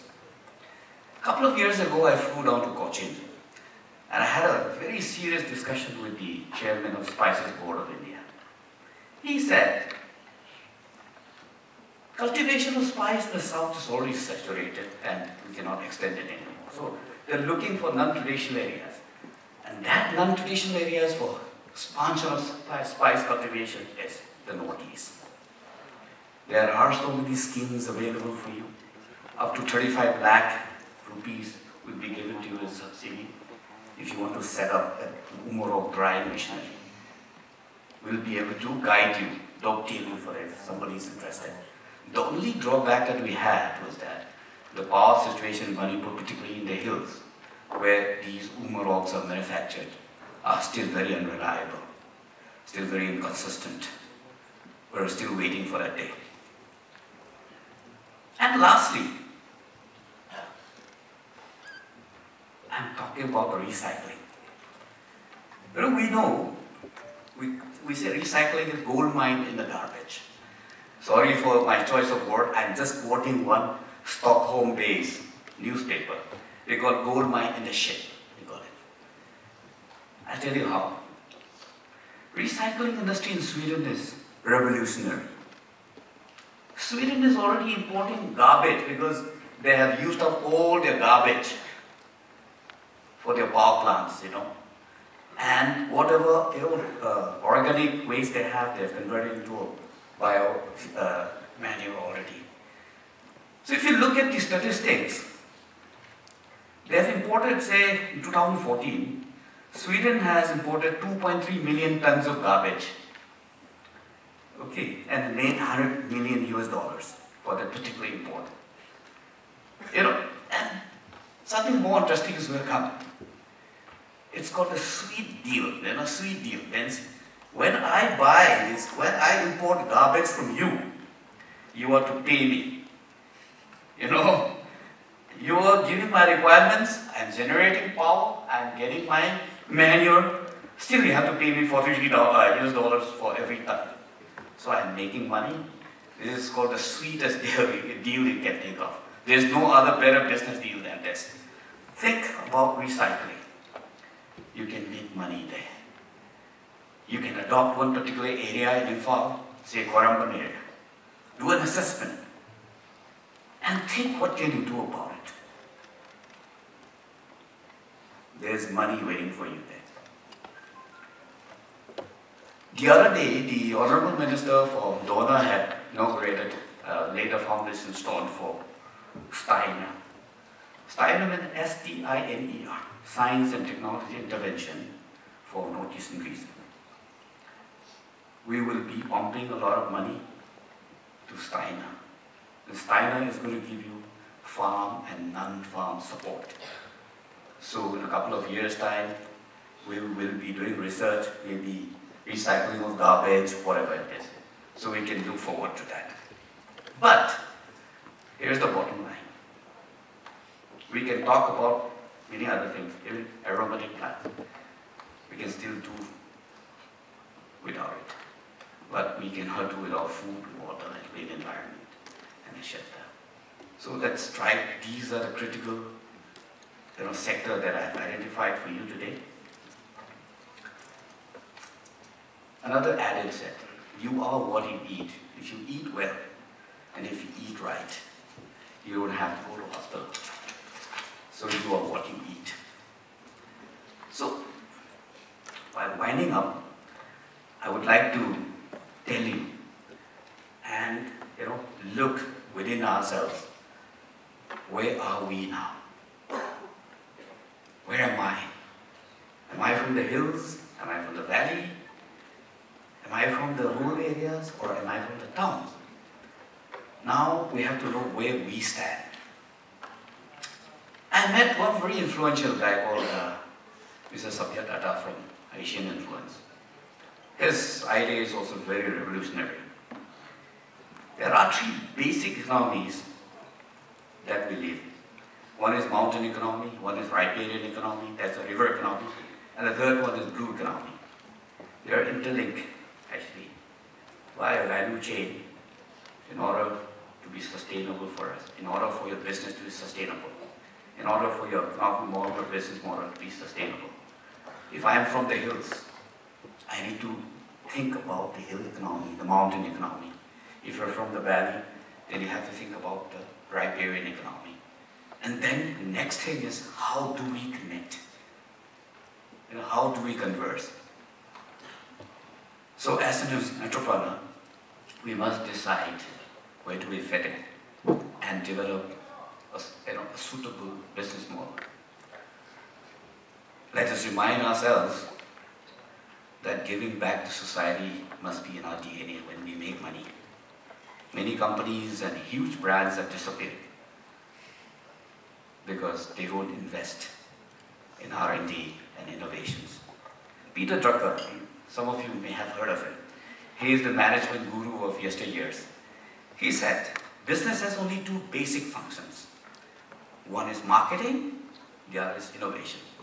They go hand in hand.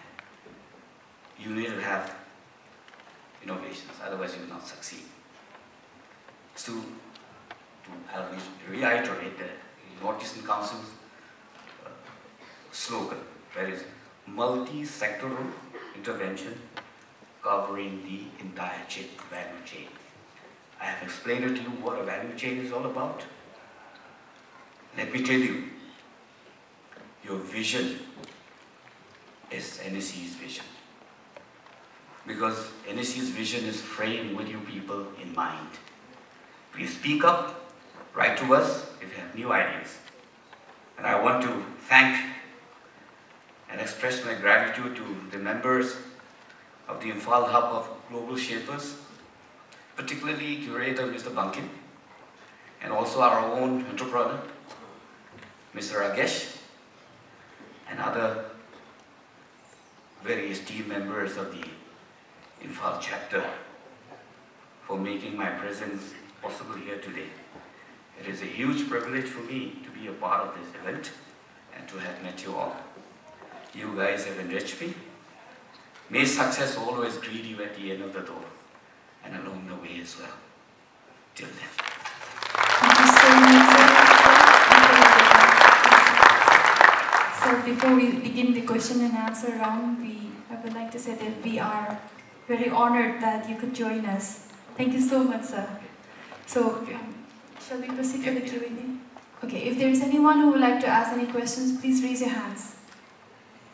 Yes. Good afternoon, sir. My name is Vidhan. I'm the founder of Synergy. We primarily operate from Manipur, but we are expanding in other northeastern states also.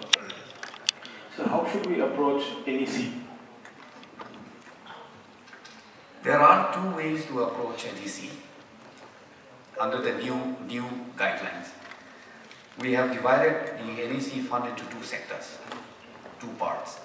60% of all the budget will go to the states now. Means we will apportion 60% of the budget that we get for expenditure in the states, in all the 8 states, member states. And 40% will be left to discretion of the NEC. So, based on your requirement and the kind of sector that you want to do business, if you have to come through the state, then there's a separate procedure for that. And if you want to come through that NEC portion of fund, we call it a centrally sponsored fund, you have to go through that. And it's all 100% now. Earlier it used to be 90, 10, NEC will give you 90%, state will contribute 10%. Now it's all 100% funded by NEC, all the projects. Yes, any more questions? Yes, yeah. Can you raise your hand? Please, asking. You're right. Okay. So thank you. We have heard quite a lot about this Northeast Council. And since 2016 is when my journey began with Krushi Karma Naturals. In terms of this financial assistance, I have approached net fee, but at that time it wasn't at all acceptable because I was at a very early stage. And right, you said, apart from food, water, and shelter, when I said the Northeast Council would be willing to help financially in recycling sector. So here in Imphal, here in Manipur, apart from this intervention in natural farming practices, we are also looking forward to recycle plastics, to reuse plastics, and we named the project as Zero Potholes, and we have initiated the campaign since late August 2018. And as of now, because of certain shortcomings, we couldn't continue it. And I look forward to fundings from Northeast Council. Would Northeast Council would be willing to help if we give our proposals? Definitely. Why not? You're talking about net fee. Net fee is basically a financial institution which gives loan only. Okay. And they'll give certain subsidy, say maximum subsidy will be up to say 30%, 25% maximum. So for notice they may give up to 30%, 33%. But basically it's a loan giving institution. Unlike the NEC which is 100% granting. We will. Because I have said that your recycling will be in the value chain already. I've talked about the value chain. It should find a place in that value chain. You know what I mean? Yeah. Thank you. Thanks. Yes. One more question. Okay. Okay, I think, first of all, I thank Jamboree because I'm a student, sir, and for the first time I'm introduced to all this kind of new knowledge, and I'm indeed inspired, and we the students, we are not exposed to this kind of things. Here, there are only some students here, but majority are there in school and colleges, and they are stuck in an education system where they cannot rise. So what do you do, sir, to reach out to them and open up their minds? Because our education system is I can never agree with this. So please, how do you reach out to them? Because I really cannot reach out to them, no? And I'll be like, so how to reach out to them?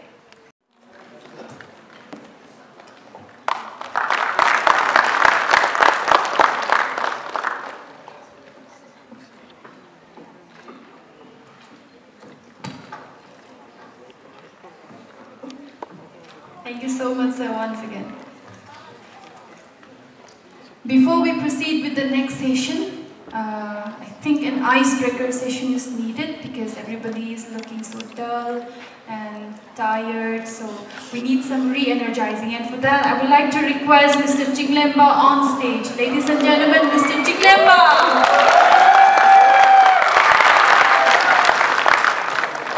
How's everybody doing? Good, great, boring, awesome? How many of you say awesome? Raise your hands. All right, good. You guys ready to party? Yes. You guys ready to do some dance? Yes. You guys ready to make some moves? Yes. Then goddamn stand up, guys. Let's go, everybody. Come on, let's go, stand up. I want to show you guys something, okay? So, the reason, so what I want you guys to know is this. This is a 3 special days. The team has worked with our respected founding curator to make this happen. And the people that are meeting right now, You don't get to meet it twice or thrice. This is a very rare opportunity. So I hope you guys are squeezing everything out to get the maximum benefit out of this. Are you guys doing it? Yes. Are you guys asking questions? Yes. Alright, how many of you are asking questions? Show me.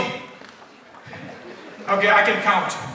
Alright, so I hope you guys maximize the day. So here's what we're gonna do. I want you guys to know this. Put your hand, take your hand in your heart. Possibility. Okay, so what does that mean is you live in a state of being, of a lifestyle where everything is possible. We're living at your fullest potential. How many of you want to live at your fullest potential? Raise your hands. Everybody. Awesome, awesome. So here's what we're gonna do. Alright, we're gonna play some games. We're gonna hit the music. Prasenjit, you ready? Give it a hand for Prasenjit, ladies and gentlemen. Alright, so we're gonna do it this way. Alright, so what I want you guys to do is this. Anything is possible. So what I want you guys to do, we're gonna do, okay, where's Naltoy? Naltoy's no one here? Everybody, make sure you fill up the gaps. Have you're next to the other person. There's no gaps in between. Everybody join in. Let's go, let's go, let's go, let's go. Run, run, run, run, run. Everybody move, let's go. This side, fill up the gaps this side. Come this side, please. Yes, come this side. And these guys, come this side, please. Come this side. Everybody, everybody, everybody. Awesome, oh my God. The party is gonna be hot, man. All right, let's go, let's go. So, everybody, make a distance, one arm distance. Put a one arm distance, everybody. Let's go. Okay, great. At least one arm distance. Okay, great. So what we're gonna do is this. Okay? This is going to be a world record. Okay? It's gonna be a world record. First time in Manipur, something happens like this. And it's gonna go viral. We're making a difference by breaking out of the box, okay? Alright, so what we're gonna do is this. You guys gotta practice me. So what you guys gonna do is this. First, alright, awesome. I say, man, dude, I gotta learn from you, man. You're doing so well. So, what we're gonna do is this. We're gonna do something awesome. So what I want is everybody, the first thing you're gonna do is, okay? What I want you guys to do is, have you all given a one arm distance? Yes. Now, hold each other. Oh, some boys are lucky, man. Alright. Okay, good. So, what we're gonna do is like this. Alright, let's go. So we're gonna do it like this. First, let's get sexy. Yeah? So what you do is, can you do it? Guys, on the count of 3. Everybody ready? 1, 2, 3. Go! Ah, yeah, I like that. Alright, good. So, we're going to add to this. Okay? So, all of you, what I want you guys to do is this. All of you hold hands. Everybody hold hands. Everybody. Come on, let's go. Okay, what I mean by that is this.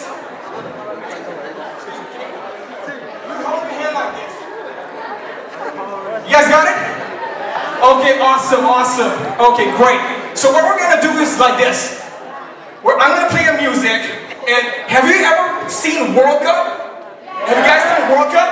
Do you see all those flags, people making flags and all that? Do you want to do it? Yes. So, how we're gonna do it is like this. Prasenjit, brother, hit the music, please. Increase it, please. Everybody, can you feel the beat now?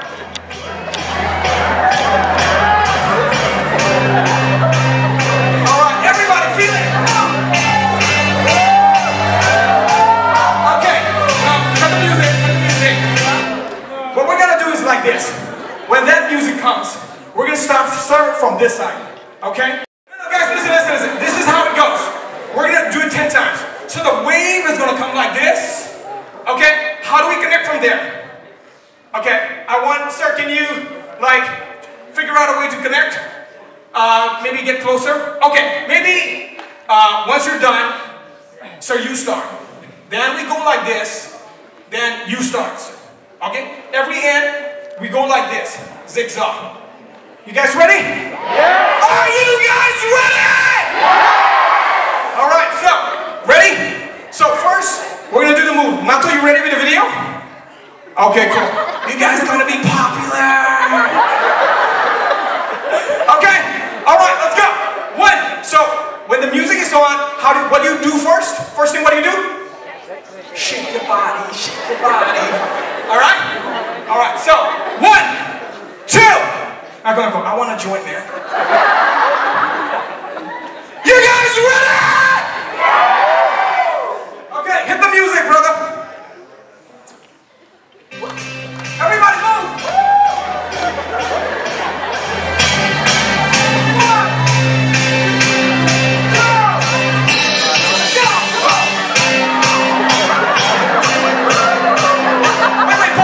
Just a minute, pause it. Mayam sound trouble. Give me some energy, man. Moves don't have.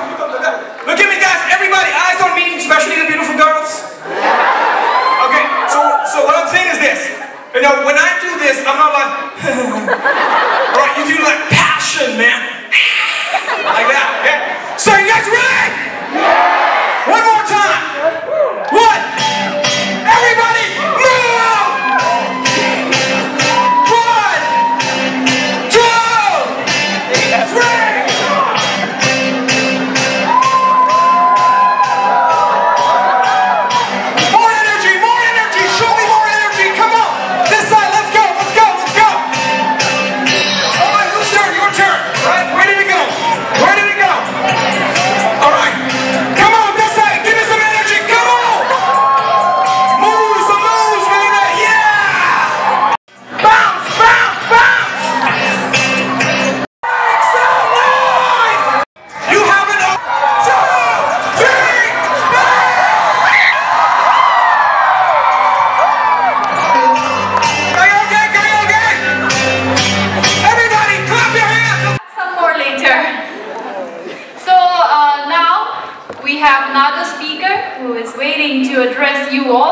And I hope everybody is re-energized to absorb more knowledge. So we have Mr. Sanjay Aditya Singh from JetWings all ready to address you. After that, we will be revealing the result of the IJ Pitch Fest. So I hope everyone will be waiting, you know, to get the results. Yes. So anyway, before I call upon Mr. Sanjay, let's have a look at his profile.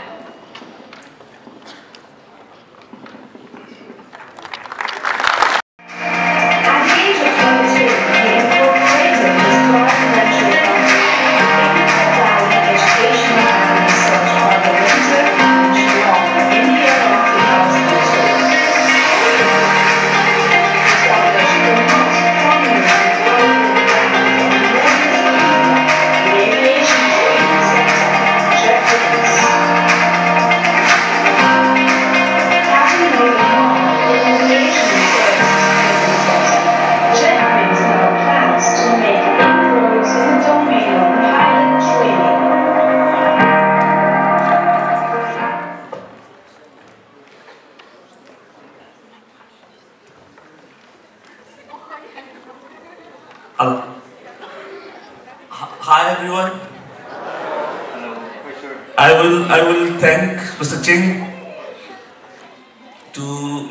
for such a great session, because speaking after a lunch session is like trying to wake your children when they sleep. You'll tell them stories and they hardly have anything in their mind. First of all, I thank our curator, Mr. Bunkin. My thanks to Armstrong sir. It's really, I never expected that I will have this kind of crowd, listeners basically in Imphal. Yeah, that can be changed. How you put it? Yeah. This is the right. So, can I speak? So when I started to speak, when I came and I was listening our early speaker sir, and then the questions arise. This was mainly the entrepreneurs or upcoming entrepreneurs. So when I worked on a subject, the subject is job prospects with changing time. And this was basically, I thought like, do we have students here to listen to it? Because the entire work that I have done in these slides are basically for the students and who are looking for career ahead. There was one question put together when they started the speech is that by a student that she's not happy for the kind of education system that is, before I start the slide, I talk about that education system is going on in the country. And we should not be happy about it. That is really a right kind of thing. See, you would need to understand what kind of education that's going on right now in the country. You also have to understand where do you come from. If you look back in the history, you'll find that we have a great historic lineage with Imphal. You have Mahabharata, where you can see Krishna's, you have his following out of here. You have prehistoric country, India. You have prehistoric education. We have our Vedic education system. And later on, we came up with the British education system that was developed way back in 18th century for the Indians. So, do you think that British really wanted to create a lot of wide, clear, bright citizens for the future? Actually, they wanted to create people who could actually work for them. And that's how they defined the education system. First is they removed the regional languages and they put English on it. And the system of education that today we call the university education system, the higher education system, is basically defined and derived by the British. Now, the British university system was adopted once we got independence, and still now, the same thing is happening. There has been change, and the change is very important, change happens. There was also change, because initially, when independence, you got the independence, at that time, highly people were educated. So anybody who was a BA pass, if you are a BA pass, you could do a graduation, you get a job. Then it became, oh my God, if somebody is, you just go, everybody started going to university, Russian university, and grab a degree. When they have a degree, they go again, got a job. But when, things came up, 30 years passed down, you get a government job without anything. You just do your engineering, pass the engineering exam, apply for the government job, and the government will call you. That happened till 80s, 90s. Then there was a population who never wanted to be an engineer. They were not graduates. And what they do, and the population was actually increasing. At that time, government thought we can come up with ITs, ITEs, we can come up polytechnics, who will create manpower that will be helping to drive the economy of India. So this 80s, later 80s, the job prospects turned into coming up diploma courses, and a lot of IT and ITEs, not ITEs, basically polytechnic and ITIs were open throughout the country. So in the year 2008, Manmohan Singh government realized that by the year 2022, India is going to be the youngest country worldwide, and it's going to have 1.3 billion population. That is basically, if you take the entire world as a population, you will find every 6th person of the world is an Indian. And what technically we are going to do? See, what happens when the economy changes? When the economy changes, with the economy there is a change in trend of business. Initially, you could just remember the movies of 60s, the movies of 70s, the movies of 80s. Or not 80s, I guess 70s. You used to find the hero is working in a factory, and his friends' hands get cut in the machine, and the entire union is coming and they are shouting to get that rebate, because they didn't have a good HR policy at that time. So, all those movies were revolving around the society. If you see the society now, you'll find that the movies are shot abroad. The hero is not at all worried for how the income is coming. He is really doing his work, and you'll find him any day in America, he is in US, he is in Zurich. So the time has changed. So what is the movies? Movies is actually technically the society is shown in the film. It is our mirror image. So I come back 2008 when Manmohan Singh government thought about, because he was the economist, he thought about one thing, that by 2022 India is going to be a global 1.3 billion population, where 60% of the population will be below 35, they will be youth. And if this youth is not taken care of, Indian system, the Indian government will not have so much of, facilities so that they can take care of these people, and the population will go haywire. So Vision 2022 was taken care. So with that the government started working.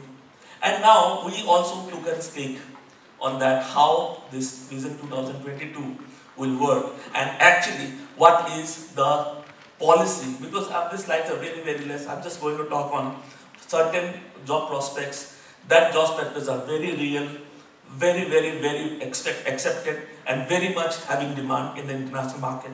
So all the youths who are looking for career, you can plan your career accordingly, according to these prospects that I'm going to show you, and you will be going to land up with jobs, that job markets that will be available to you worldwide, globally. Okay? So we start the first slide is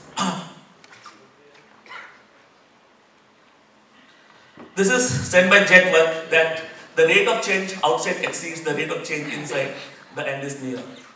If the globalization change, the change of technology, if we are not able to adapt according to the change of technology, the change of job prospects, we are going to be away from the system, and the end is near.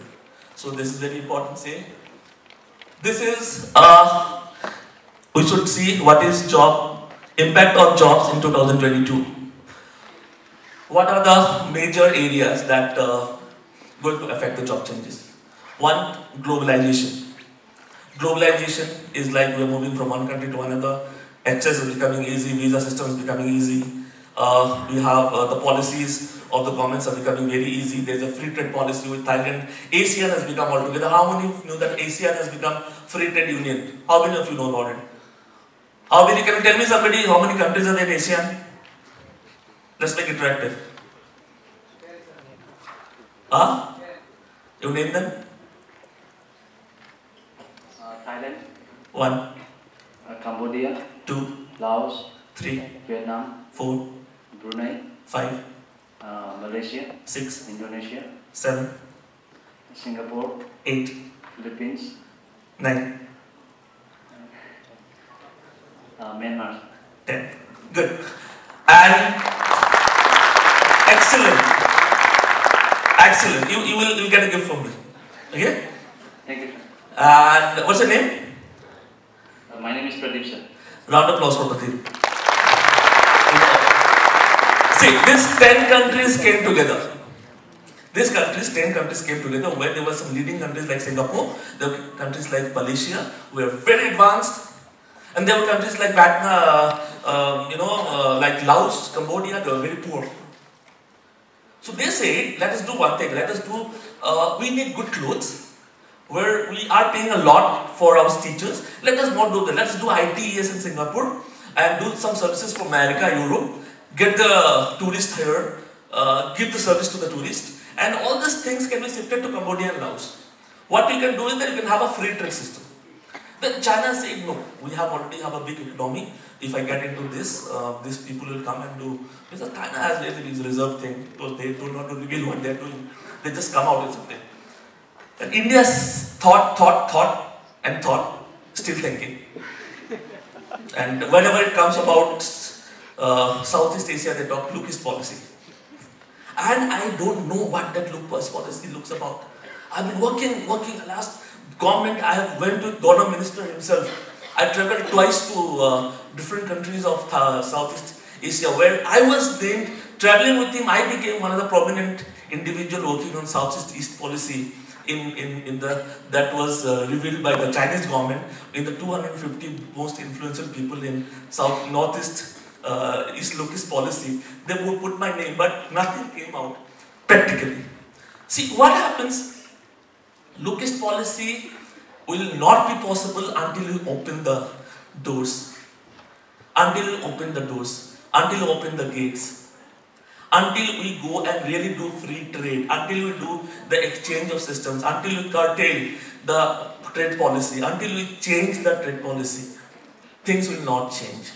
Now what these countries did, that they didn't wait for anybody, they got together. Now they have 5.2, almost half of the Indian population, they got together and they now have a free will trade system through which anybody can travel from one country to another, one country people can travel to the other country, and accordingly they are shifting their industries. Accordingly they are going for higher growth prospects where each people from different state can just move in. They are coming and from it's been 2000, last year 2017 they have become Asian, and now the trade as expected in next 5 years they are going their equivalent to the European Union GDP.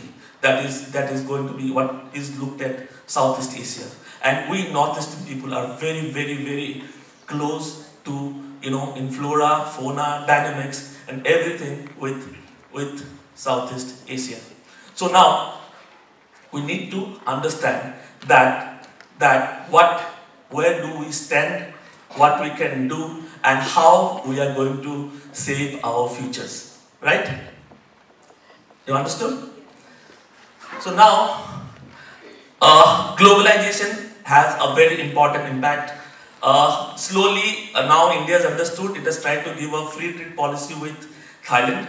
If you do exports from Thailand to India, the export license taxes was reduced to minimal.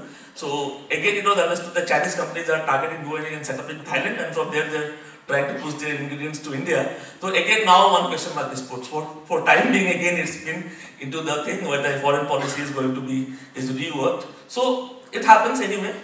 So you understand globalization, second demographic changes.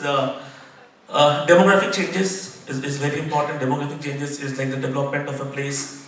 Adoption of the industry, exponential technologies. And next 5 years, the most impact, because I am telling you for confirm, this switch that I am having in my hand will not be present in next 5 years. And I guarantee you the phone that Armstrong sir is having in his hand will not be there in next 5 years. The global system, ITES, is so fast changing. The highest impact of job that is threatened is two things. One is IT and BFSI, banking, finance sector industries. Okay? So highest change that's going to impact in the industry is BFSI. At this reading is 2018 current March. This is the world rating that is done in September. It's very current data. Okay. Now, second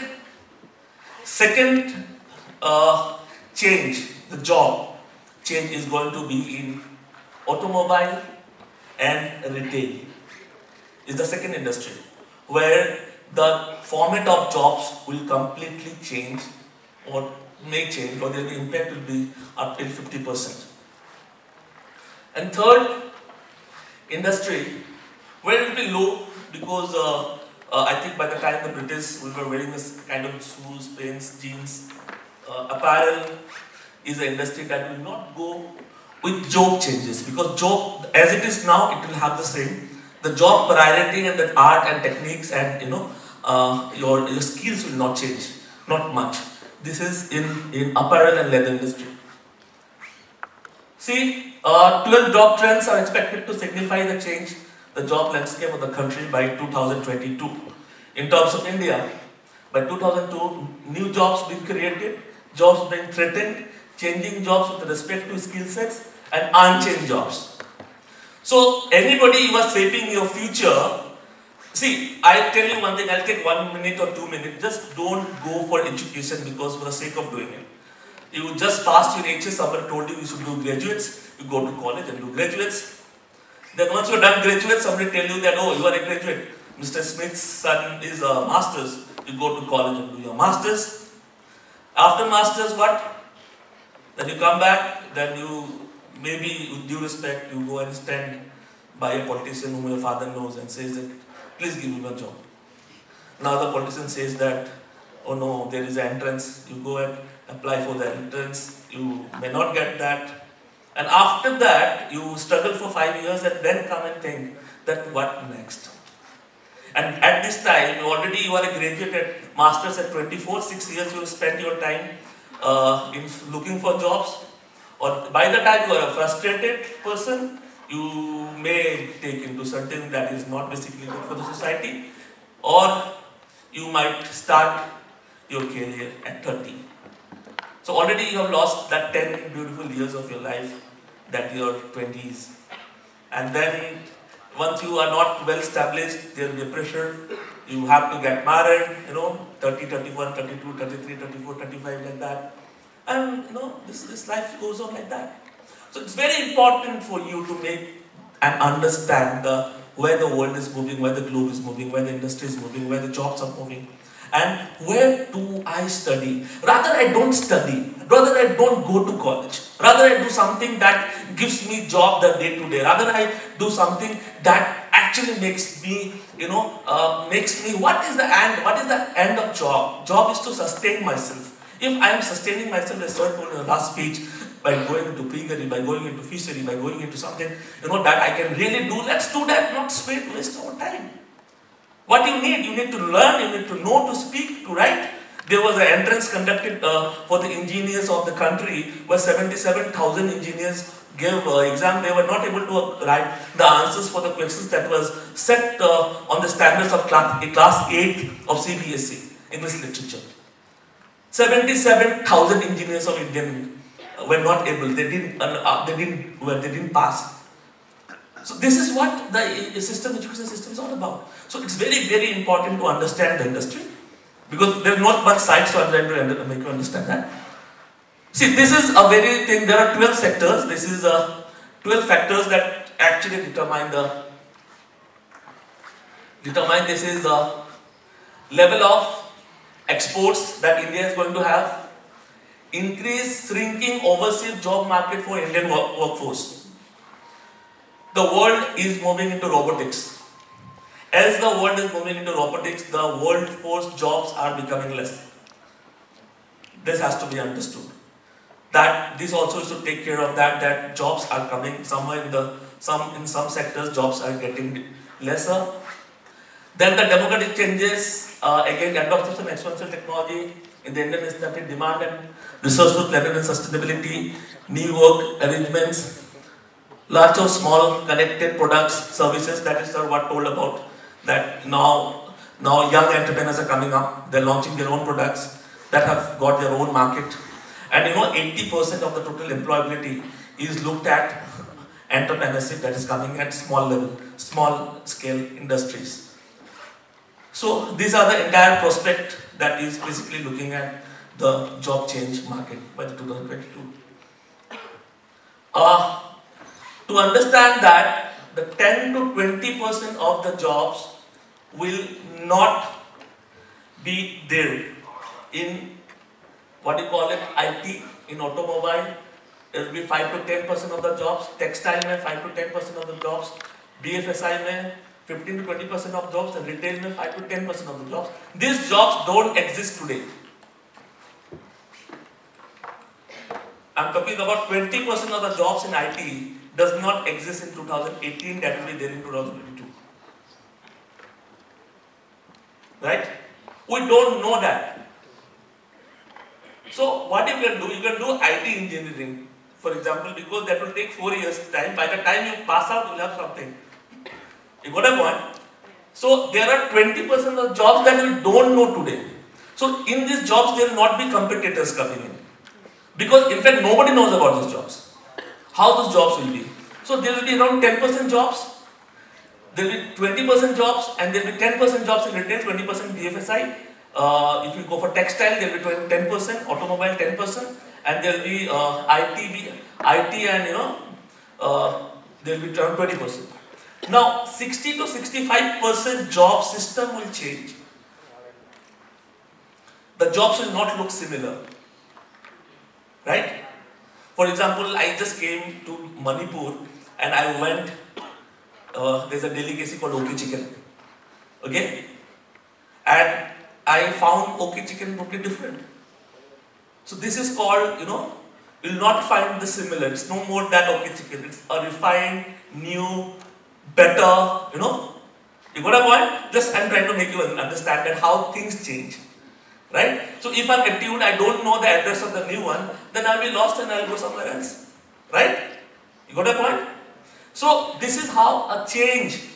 And now 20 to 30%. In IT, 20 to 30%, automobile 10 to 15%, textile 15 to 20%, BFSI 20%, and retail 15%. Only 20% of the jobs are the same. I'm not referring to IS officers. It will be same.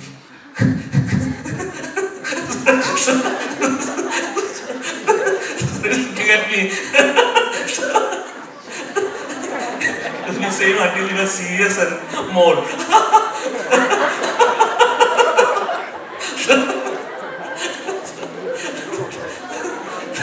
They don't mind. What they will do, they will just take out a gadget and they will employ. New technology, they need people with this technology and they will come and stand. So policy makers, don't worry for them. They will wait, they have some way to take out policies and they will make the difference. So, but for us, it's very difficult. We have to get attuned with the system. So, this only 20% of the jobs will be same by 2022. Where are we standing now? Yeah? 2018. What is 2022? How many years? 4 years. The 4 years, there is so much change that's going to happen. Only 20% of the jobs that are there today will be there in 2000. Otherwise, around 60% of the jobs will exist, but the way you do it will change. That also applies to newspapers. That also applies to televisions. The television might be there, but it might sit to handset. Nobody might watch it in the TV. You got my point? So these things will change. The system will change. Now, this is a description about automobile, textile, retail, BFSI, IT, BPO. See, this is a very important slide. Very important slide. I want all of you to note it. This is the internet uses of India. And see where we stand. We are a superpower. See. So now I will talk about ITES. Now 4 slides will be for ITES only. Okay? India's indigenous tech talent has taken several global tech giants to success. Hence, it's no surprise that India's top 5 emerging jobs orbit around technology and technical skills across sectors. This is not me, this is LinkedIn's Vice President, Fionn Ang. He just gave this statement last week. Right? Now, this is a global report 2018. The role of mechanic learning engineers has grown 30. This is about India. This is a global report about India. About 43 times it has gone more. The role of customer service management in India has seen 27% growth. Customer service also relates service industry.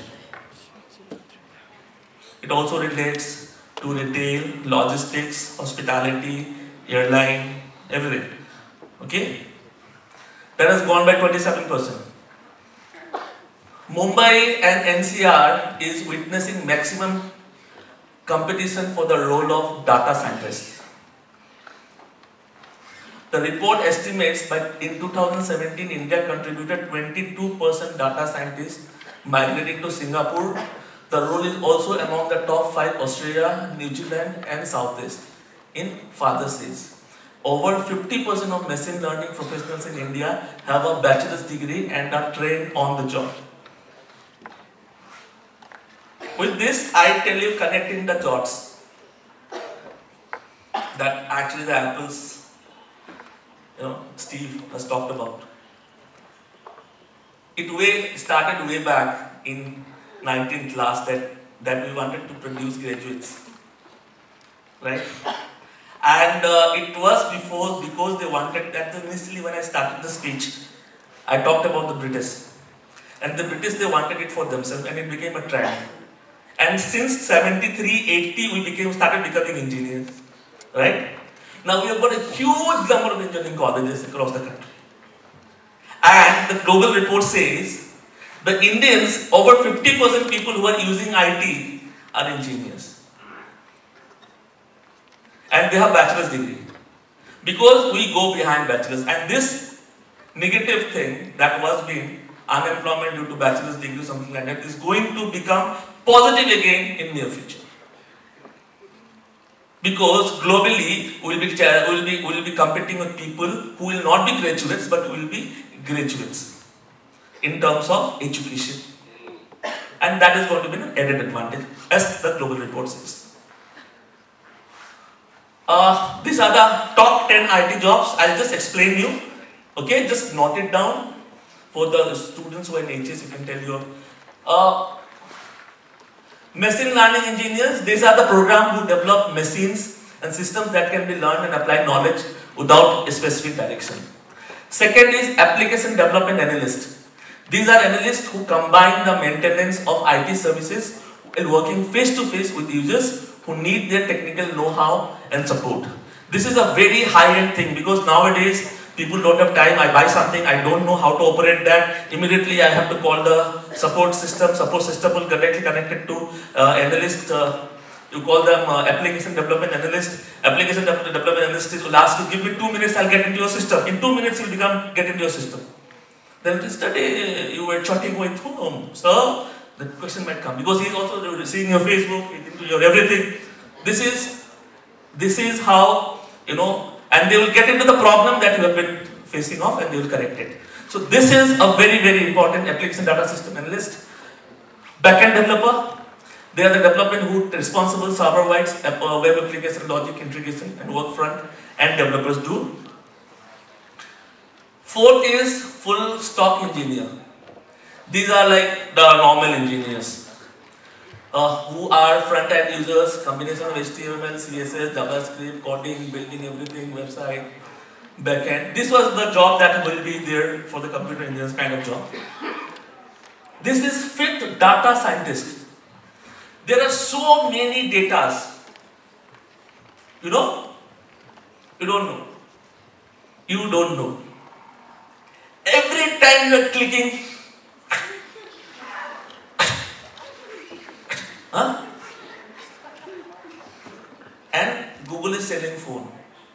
It is telling that you can serve that, store that data.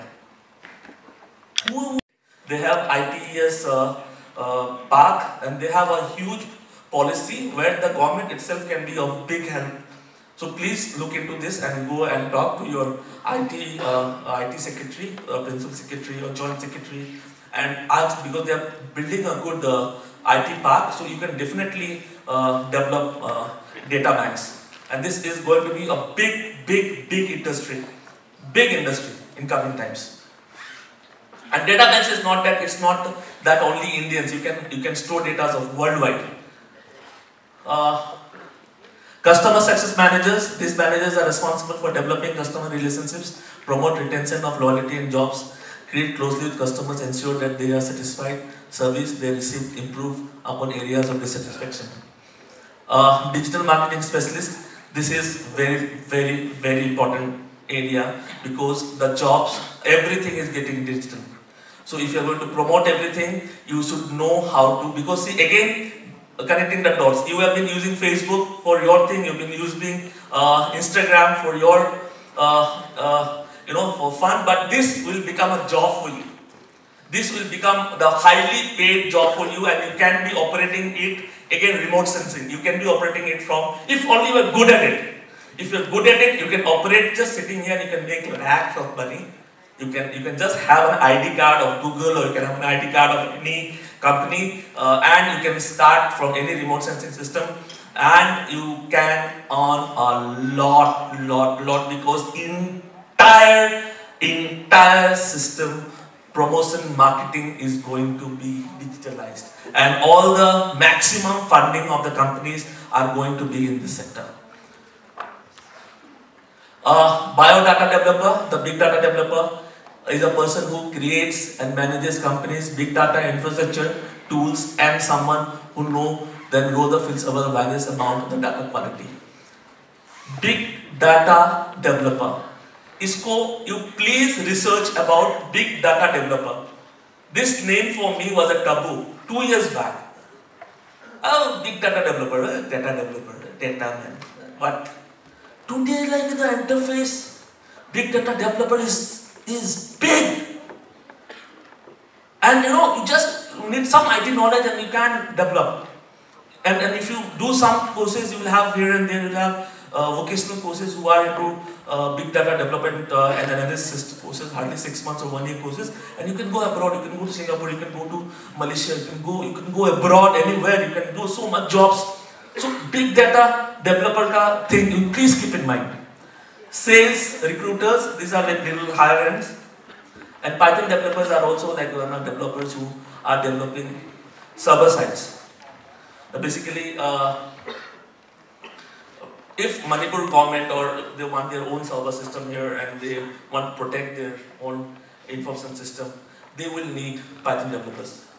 And there will be a lot of Python developers who will be talking about the different department policies, and there will be so many things that the government are going and giving into villages. All these things will be streamlined, put into data system that will not be connected to internet, but that will be the state's own property. And this Python data people will be required with this knowledge. So if you have the Python developer certifications, this will give you a new job in 2022, big way. Again, I talked a lot about IT. I don't want to talk about medicine, because medicine you all know about the most noble and there's no end to it. And after that, according to the perspectives of the state of Manipur and northeastern states, and these are the 6 sector jobs that has been told that are the jobs of future. And we are not covering beauty and wellness, because beauty and wellness has already been said as the job. This is not going to change much.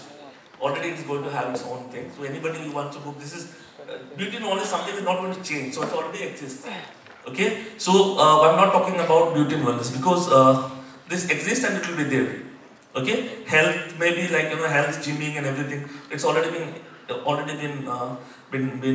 talked about and already been thing. But the jobs that are going to change highly in next 6 most emerging career options that are fast becoming popular and high job oriented employability in global format other than IT. Instead of lining up with thousands of others to join yet another regular career, think of opting for these emerging career options which need more employees.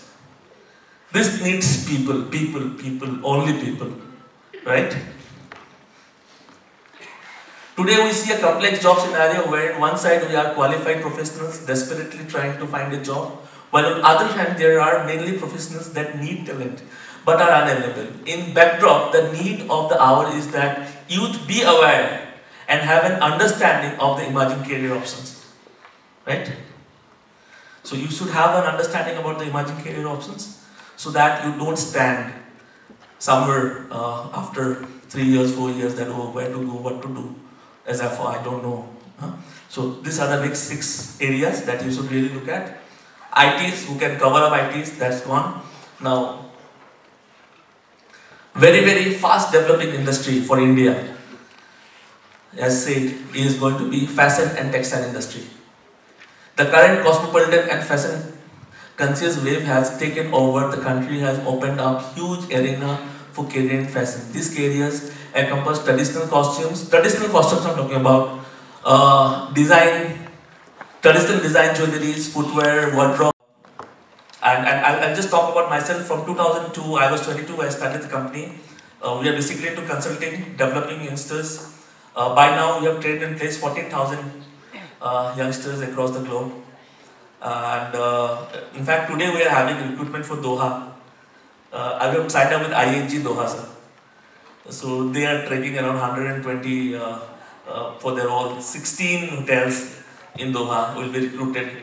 And the assistant manager is Thangsen. He is product of Armstrong, sir. He is actually from Ukhrul, sir. Thangsen Think Tank, sir. And it is because of him we got the contract. And he is in Doha. So that is great things have happened, and because of, you know, because this has been, I was 22 when I started the company, 18 years now. With the youths of Northeast, we had many questions when at one point of time when we went and asked the government banks to give loan. I'll tell you one more thing. Yes, please, just before I close it up. Loan, they were not giving loan to the students who were not STAND or who don't qualify IIT. Then I called up a thing and then I talked about that why the IITians and the people only who have star marks will give in loan. Because IITs don't need loan, because they are already done. The IIMs, they don't need loan. So we had to work very hard so that earlier that because they thought that northeastern states, you know, we don't have accounts, we don't have return files.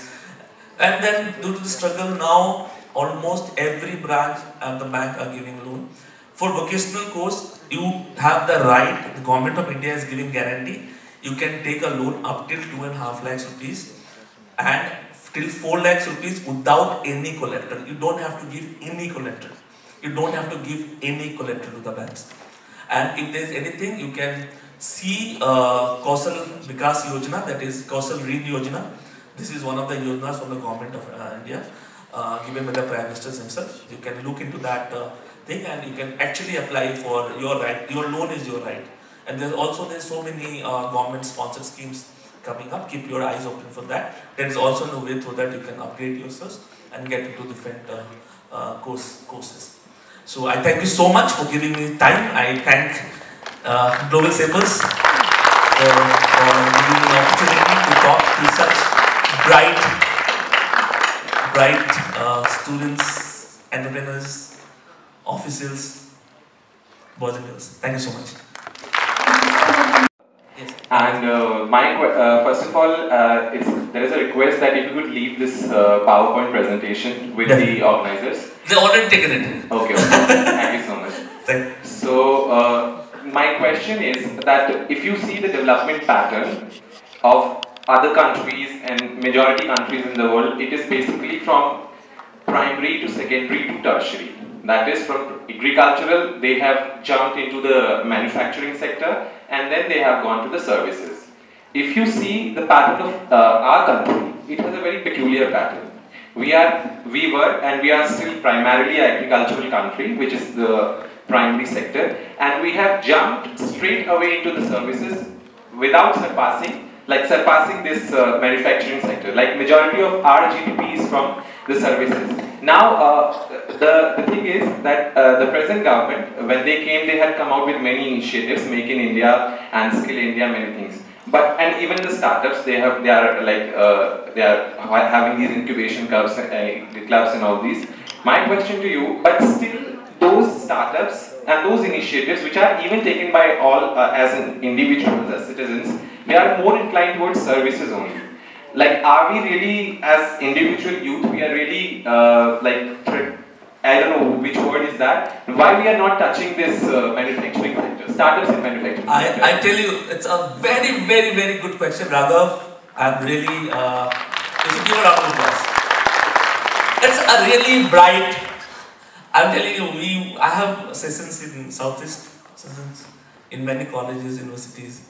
Raghav, this is a question that is so important. I've been studying this subject so much.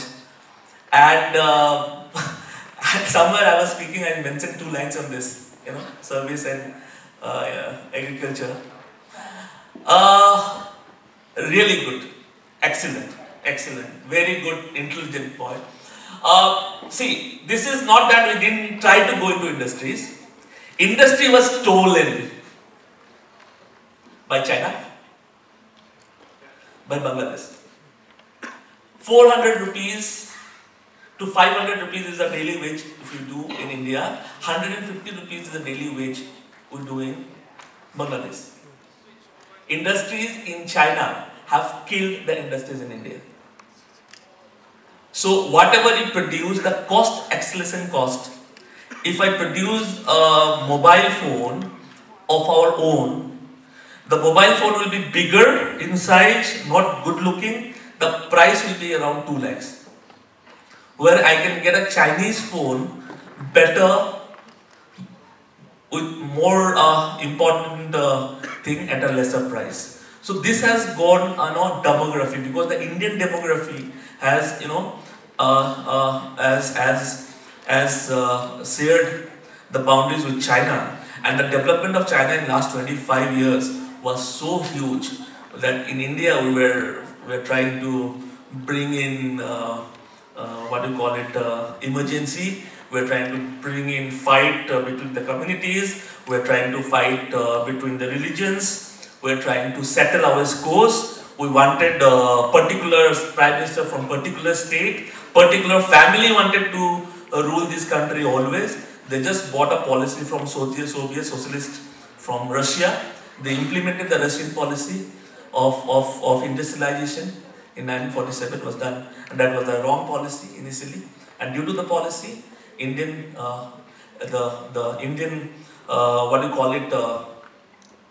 the revolution industry that completely failed by the year it reached 2060s and 70s. And in 70s, India had gone to emergency, where Indian political system was so bad that India had no money. Then the one Lal Bahadur Shastri came up with his Nara that to give to the agriculture. Jai Jawan, Jai Kisan. Jai Jawan, Jai Kisan. Well, one front we have to keep track of the frontiers, and one side we have to take care of the agriculture so that we have food. बाद में हम लोग देख लेंगे क्या करना है. And in 70s to 90s there was such a jump in the Chinese industry. They started competing with America. They started looking at Russian base. And now I'm telling you, they're coming in strongly. They're coming in aviation. They come strongly. They're coming in missiles. They're coming in IT technologies, because they're only they are behind us because of the language, and that too we got it through British. So we have no option left. We have no option left. So we are good at English. We can take people around. We can show them Imphal. We can show them Loktak Lake. Good. I mean, sir, just an example, as someone who has worked in with government and government policies, I just give an example of real estate business.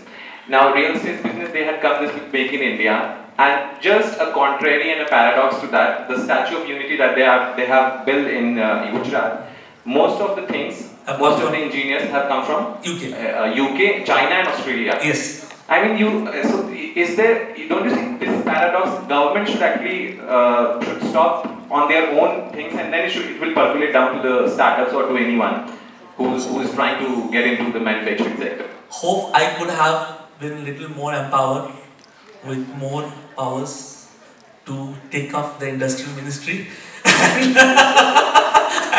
guide the government. That definitely yes. Definitely yes. These are the certain policies that the youths are keeping your eyes open. See, you are the government, because you are the government whom you choose. And you choose a government, and then you expect your representatives to work in a different way. And you find them working in a different way. But you have your buttons, you have your switches, you have your rights. So see for that, because those are like policy making questions that really is a question mark again. You are so correct. In fact, not even engineers from UK, the funds of UK was used. those funds were basically for the development of youth and employment and jobs. Those were used, and now statue stands. It's fine, it's maybe the government is what they're looking at. They want bigger, like IT, you have gone top of the list. So as a statue also is the top of the list. So somewhere something has happened. So but keep your eyes bright, keep your eyes open, because we at your age we didn't knew anything. We were the graduates, as your age, Raghav, I'm talking about. We didn't know what the policy is. So with this change of youth, I don't see these things will remain, this type of governments will remain another 5 years or another 10 years. No, I'm telling you, next 10 years, as this youth know whom to vote, how to vote, where to vote, the things will change. Because see, our politics is our reflection. And until we are pure at it, We are clear at it. IT is there. You can just put it, right? Thank you, sir. Okay, thank you so much. Thank you. We will take one more question from the audience. Anyone? Hello, I'm Namrata. My question is little personal. The question is that, recently I have selected for tourism hospitality management in Manipur University, but my parents say that there is no scope. What are you going to do learning this course? There is no scope in knowledge, even in Manipur. So the thing you have also talked about the hospitality tourism, there is scope after, there are a lot of scope after 4 years. But right now, why are they saying this? There is no scope of this course in knowledge and Manipur. Why did they say? Who said there is no scope in hospitality and travel tourism? My parents said it, my relatives said it. Your parents? Yeah, my parents, my relatives, what are you going to do? More than your parents will be your relatives. Huh?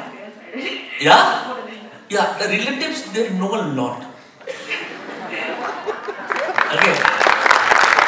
So, what happens, we are basically, the education system was basically driven by our relatives. And maybe the statue is the idea of some relatives.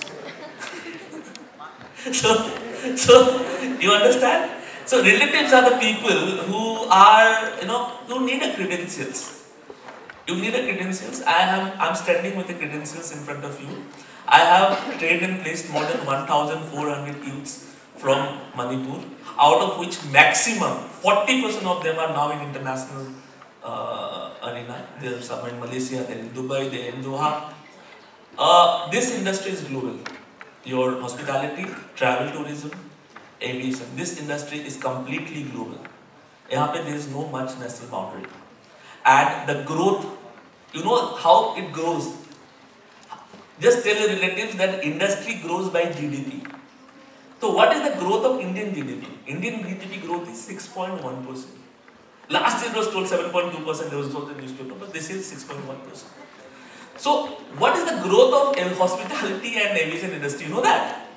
22.4%. Right? And I tell you, what is the population? I get applause on this. It's for all the students of Northeast, young boys and girls. You tell your relatives one more thing. You ask them what is the population of Northeast. Yeah? You do it. You ask them what is the population of Northeast.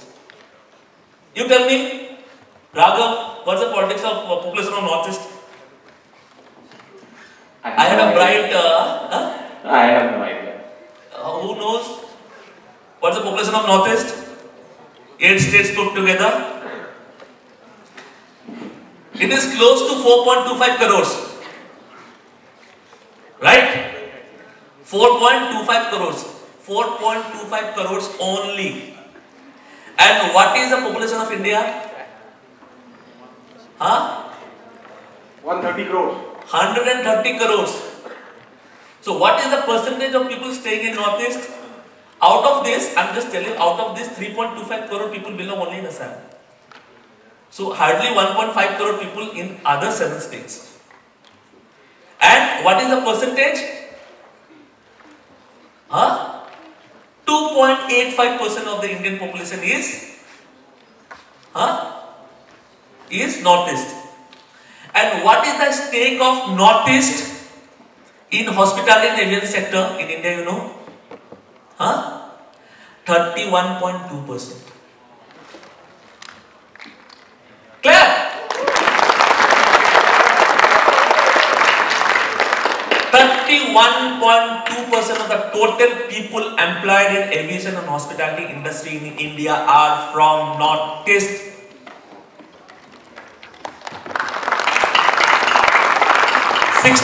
of cabin crews are from Northeast.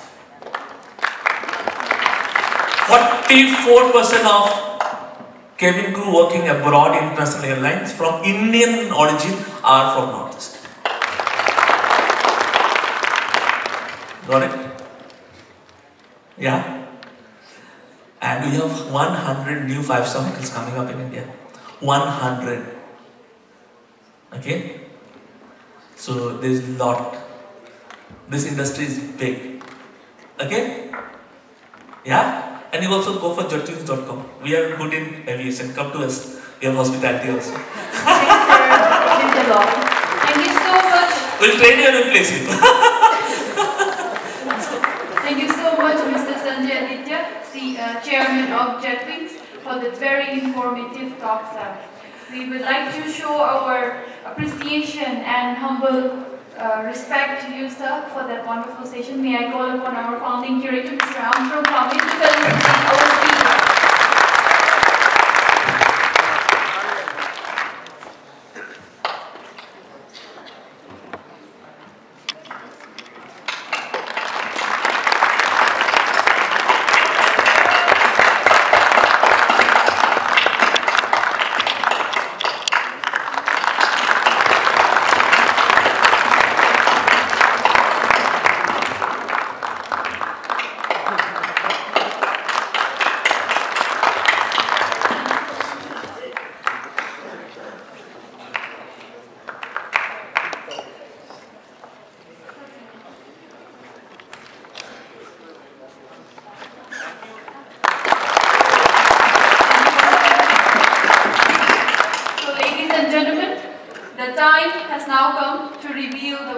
Of the IJ Pitch Fest. After 2 screening rounds of pitching and face-to-face interview, we shortlisted 11 finalists who presented their 3 minutes of pitch followed by 7 minutes of Q&A to 3 external juries, Mr. Arvind Agrawal, Mr. Shubhadeep Sanyal and Mr. Sam Kumanthan. Now, we came to a twist while selecting the top 3. Because there is a tie in the second place. So we have decided that there will be no third prize and that there will be 2 second prizes. The cash prize will be adjusted as second prize plus third prize divided by 2. So the second prize winner will get cash awards of a total of 37,500.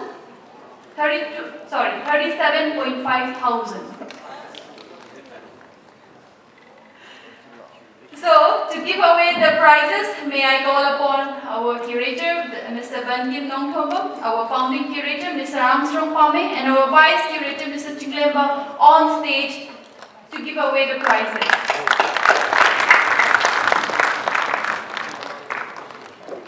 So, in the second place, winning a sum of 37,500 and a certificate are Medillion Healthcare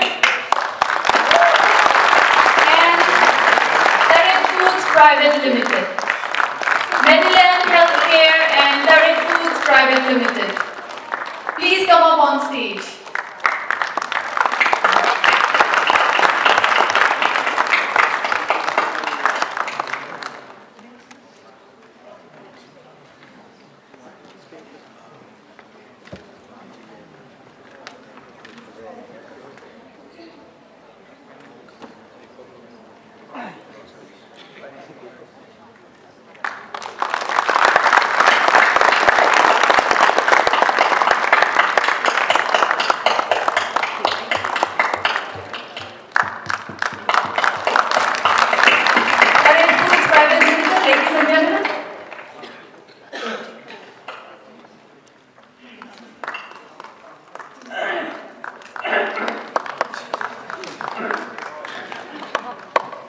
Congratulations. Now we have Medillion Healthcare.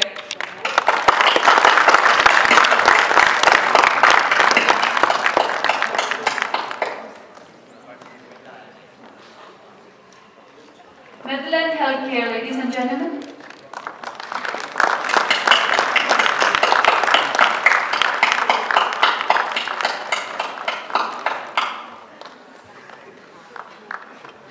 Thank you. So now, in the first place, winning a sum of 1 lakh rupees and a certificate is Aztec Sports. Congratulations, Aztec Sports. Please come up on stage.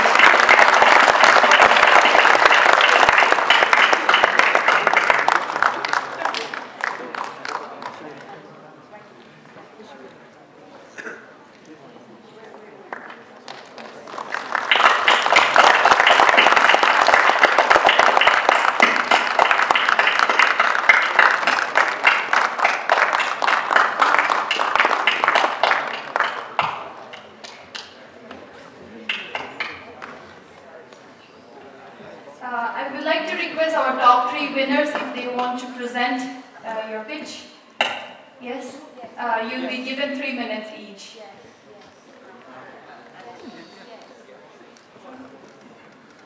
Yeah, and I request all our audience to please stay put until the end because we are very close to the end. So, would you like to present first? So, ladies and gentlemen, Aztec Sports.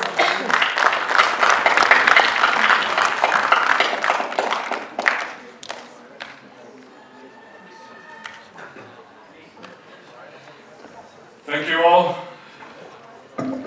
It's really wonderful to receive this prize and the certificate. I'm very excited with this opportunity and being able to stand in front of you. I would like to start with my personal experience. It's been a long journey.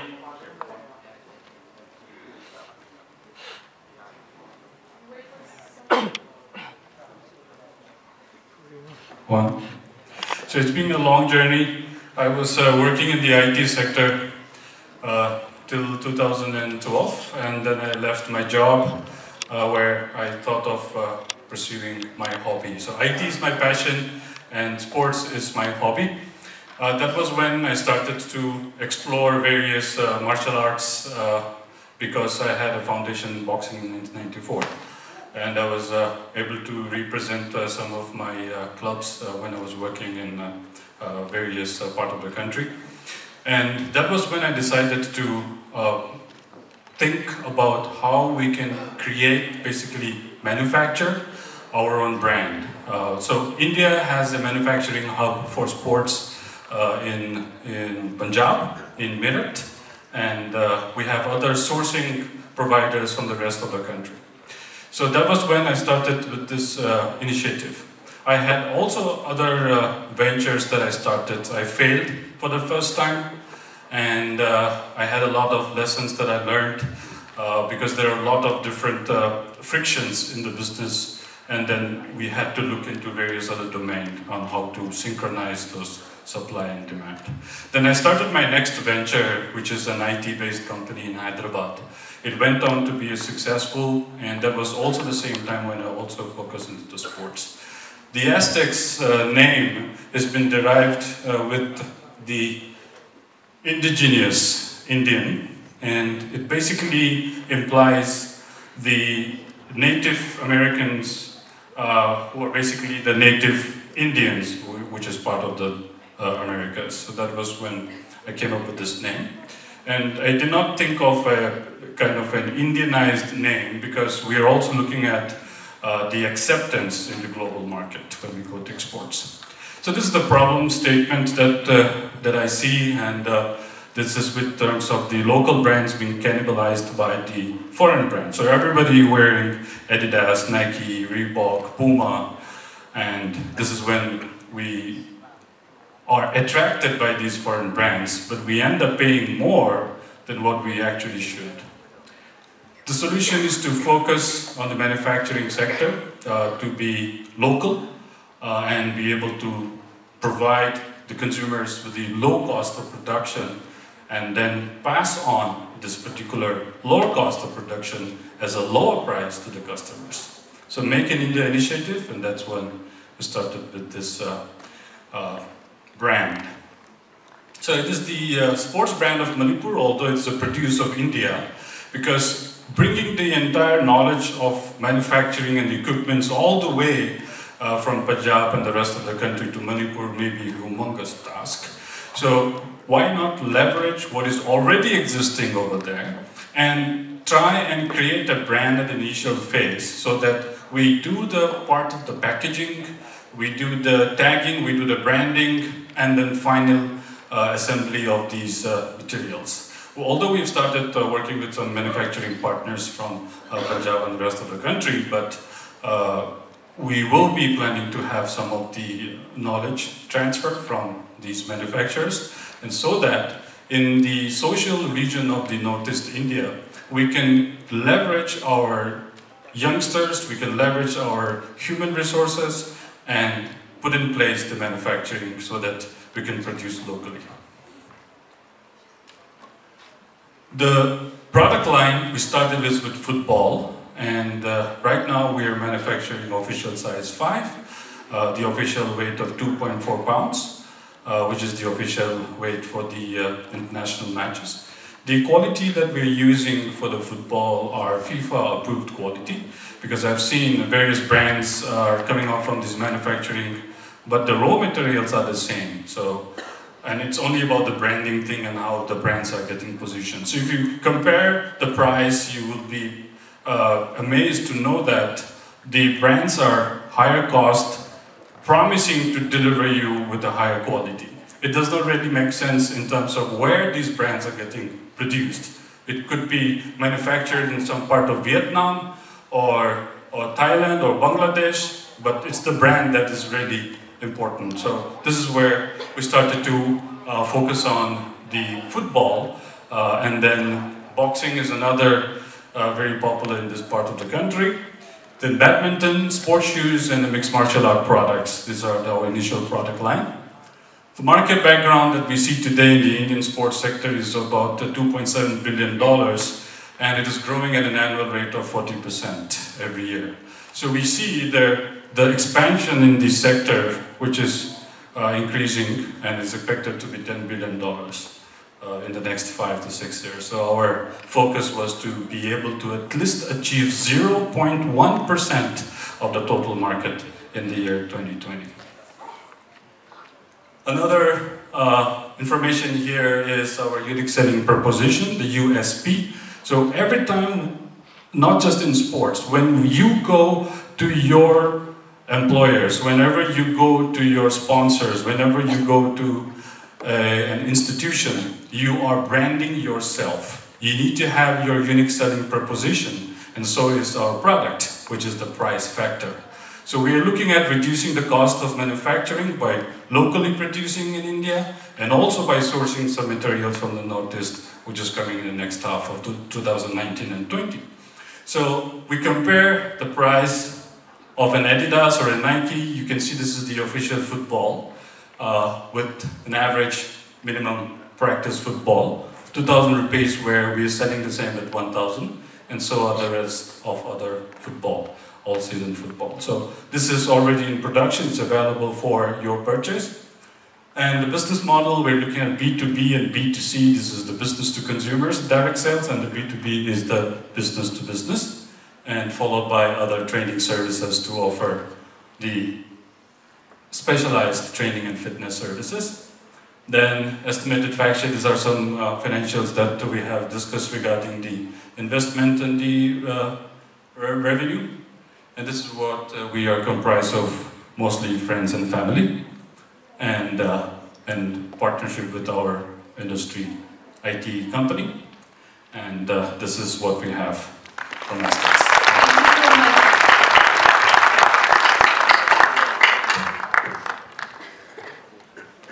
Next, we have Medillion Healthcare. Can we stick to the 3 minutes time slot?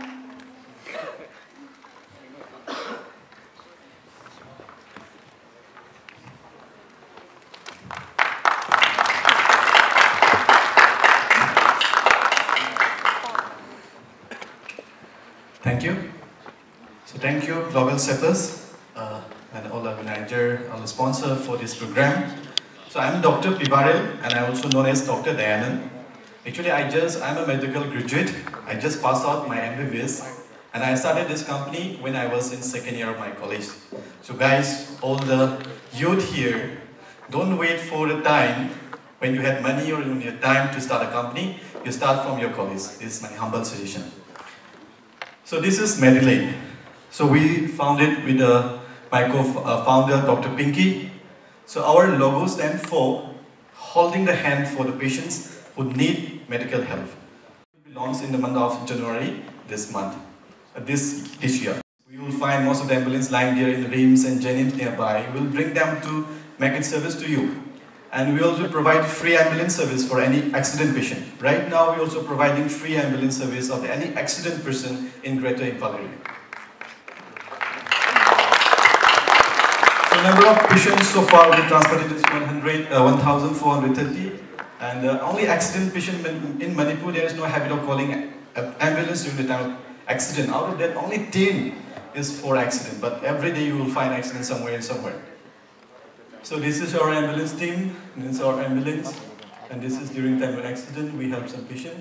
And this is second problem what we are solving, that is providing 24/7 nursing care at home, physiotherapy, home sample collection, and health attendant, even doctor home visit, medical equipment rental service. So you need not to buy costlier medical equipment. Now you can get rented only by, say, paying 100 rupees per day for a cost around 50,000 rupees. So now we provide also medical oxygen home delivery service. So this is a number of figures what we done in last 6 months. So this is how we went for the home visit.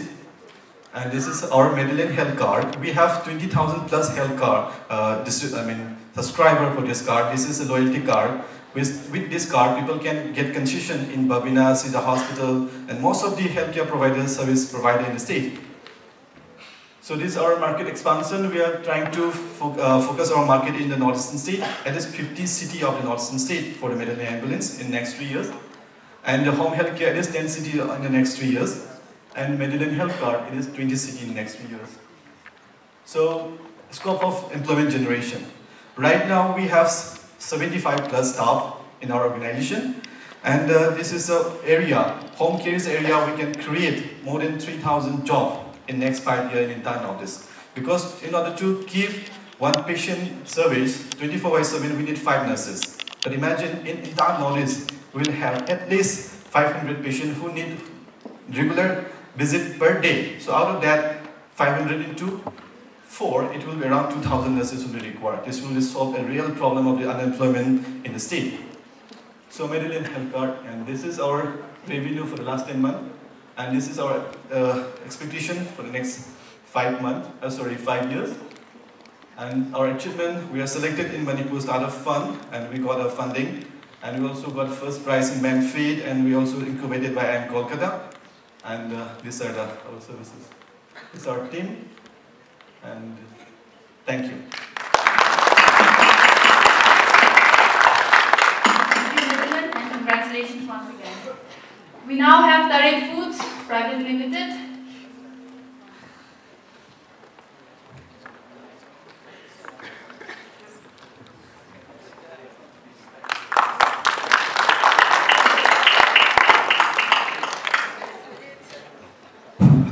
Good afternoon, everyone. So, I will just skip my history and also I will just stick to this PowerPoint.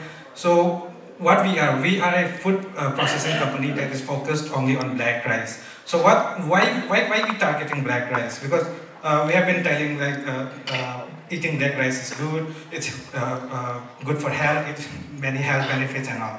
But you can't consume black rice every day. You can't consume and cook rice, black rice form every day. So what we have been trying is to produce value-added products of black rice, and we will try to sell it in Manipur, in Northeast, in all over India and all over world. So our solution. So these are the 3 products we have now, and this will be the solution, and we will be increasing our product line, but currently this will be solving the problems. For example, black rice bhujia, snacks. So to reach to the bottom level of the market, you have to create something that can reach them. So you can't reach them by 50 rupees, 100 rupees high-end product. So through this, we can reach the bottom level market through snacks. And then to reach the high-end niche market, So this team I will just skip. So competitive landscape, there are many competitors. I mean, indirect competitors like Haldiram and direct competitors like local producers. So what is our advantage? Our advantage is like, we are a company that is focused only on black rice. We are not a company who have many products and black rice is one of their products. We are not that. What we are is, we are a black rice processing company. So our research and development, our knowledge, our deep expertise about black rice, they can copy my product, they can create another bhujia, black rice bhujia, but they can't copy what I have, what the expertise we have, the knowledge we have. So that's our USP in this sector. This target market, 12 to 50, healthy, exotic. I'm just kidding. So this is the market size. 35,000 crore by 2020. That's the Indian snacks market. I am not saying about the world. It's Indian snacks market. 35,000 crore. So the bhujia. If we can introduce, if we can at least get 0.01% of Indian snacks market, it's already in terms of crore. So similarly, the black rice flags. If we can at least cover some percentage in terms of decimal point, then the target is by 2021 2.6 to 3 crores. Only in Indian market. I am not considering the world market. So this part I will just skip. Sales channel, what we are targeting is through distributors and all. That's our business model is like this. Revenue model. So manufacturing model. So we will be manufacturing and all the distribution sales, everything will be done through a distributor or a retail chain. And one more model we are trying to create is subscription model. Suppose you want to have black rice flags, and for 1 month what you require is 2 or 3 boxes. So we can create a website, we can sell pan India, and we can send every 1 month 3 boxes of black rice to one consumer. So that way we can reach whole India without the middle broker or the agent or retailer. So societal impact. So if Manipur is particularly an agriculture state, so we can't just tell the farmer to take up agriculture without any profit or without any livelihood. This one. So normal rice, suppose what they get is 15 rupees to 20 rupees per kg in paddy form.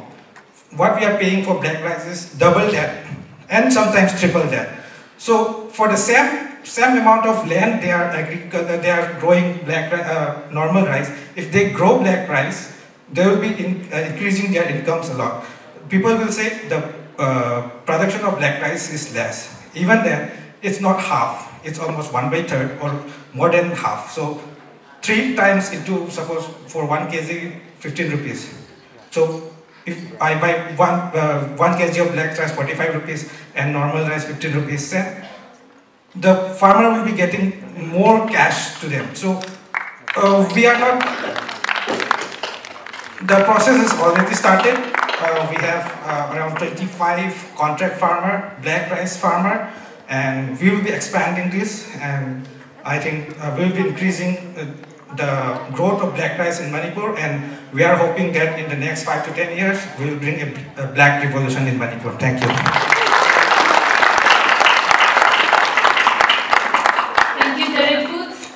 Congratulations once again. We will now quickly give away certificates to all the finalists of IJ Fest. This has been a very tough competition because the quality of presentation this time has been very good. So, ladies and gentlemen, please join me in congratulating our finalists on stage. Our founding curator and curator will kindly give away the certificates.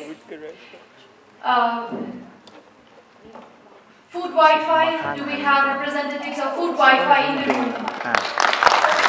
Please come along. Over to you.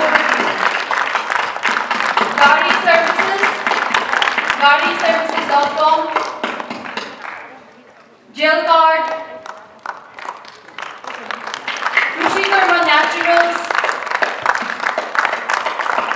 Sazik Khaba Construction Private Limited, LG Private Limited, Counting Herbal Enterprise, and Picasoid Health Technology Private Limited.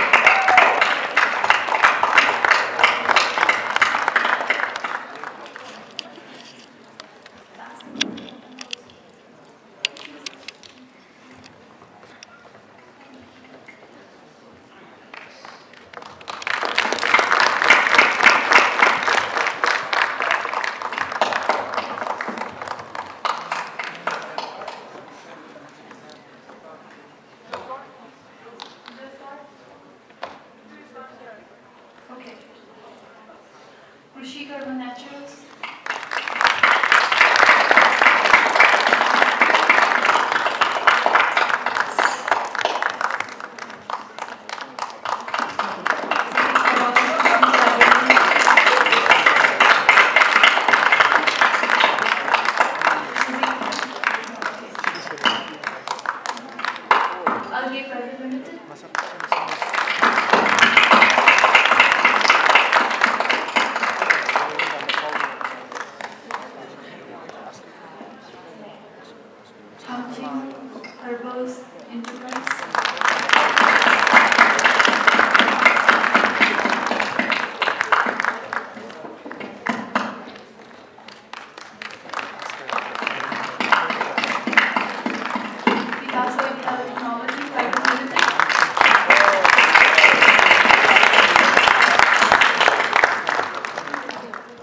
May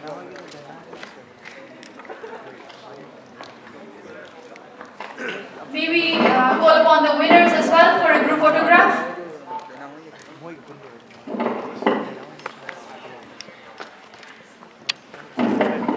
Aztec Sports, Mediland, Healthcare and Tare Foods. Please join us for the group photograph.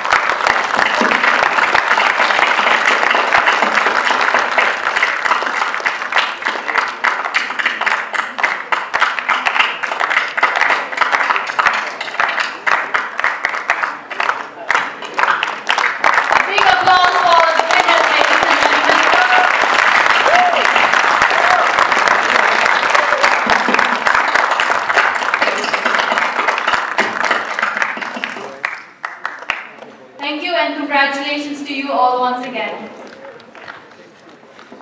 We are also giving away certificates to all participants.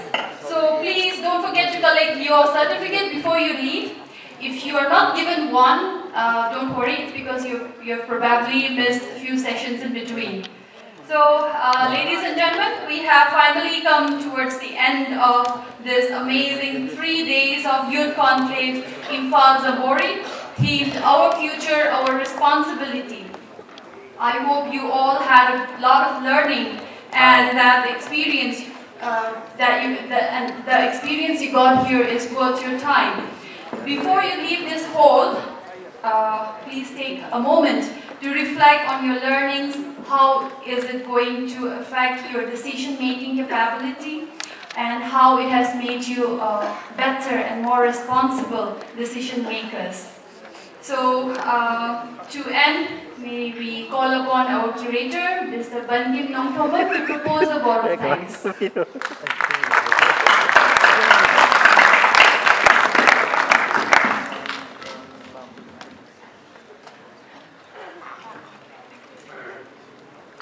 A very good evening, everyone. As every special moment comes to an end, and this occasion is no exception to that. Today, we officially come to the end of this 3 days Youth Conclave, but our bigger journey has just started together from this event. And now, on behalf of Global Shapers community, I'd like to express my gratitude to our proud sponsors, Northeastern Council, our Honorable Chief Minister and his Department of Planning, Jet Wings, National Health Mission, BSNL, Forest Department Government of Manipur. Our proud partners, Imphal, Tanta, Kumhei, our proud logistic partners, Lamjingba Cabs. And our event would have been very incomplete, and we wouldn't have been able to discuss such a big learning curve without our eminent speakers. So I thank all the speakers who have joined us today and in the past 2 days with us. And I thank the staffs of City Convention Center for managing all our requirements and helping us in delivering the program as we expected.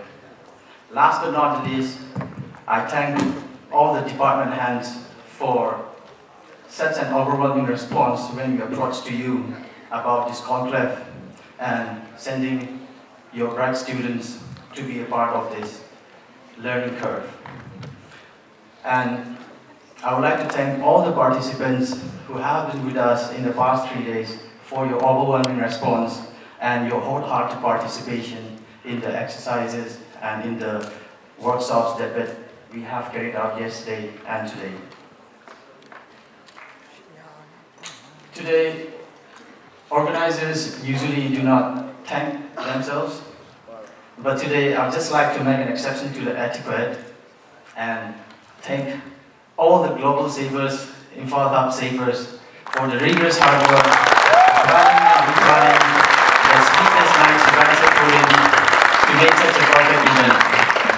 So, thank you, team, and as we have said, as we have believed, as we have discussed in the past 3 days, now we have learned, we have consumed, what we implement, how we implement, that starts, and that's important.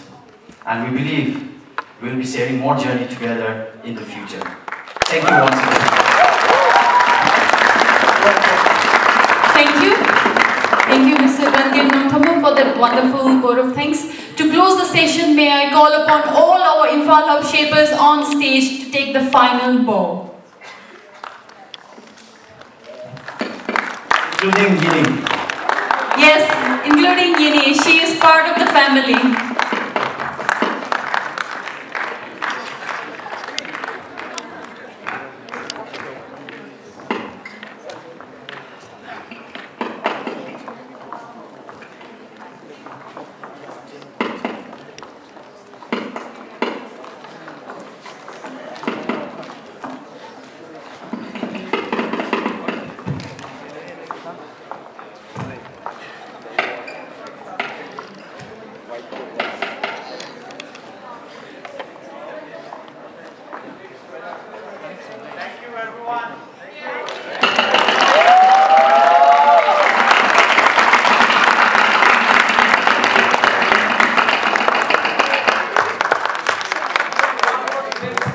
I think you can give a standing ovation to the team.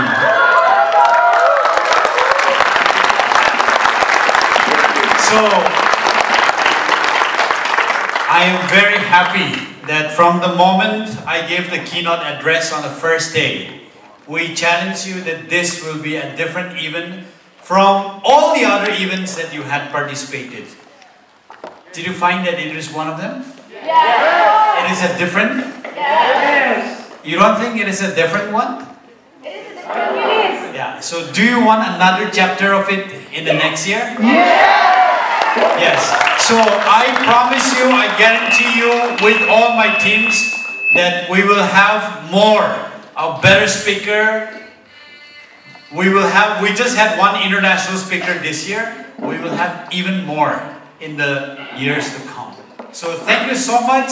Please spread this good news that you had learned today. And as we asked you in the first keynote address, I'm sure you must have met at least 10 new friends. Yes. Or you ended up meeting only your old friends. No. So I challenge you that when you go back home, these new friends that you make, please keep asking them, what are you going to implement from the thing that you learned in this 3-day seminar? Will you do that?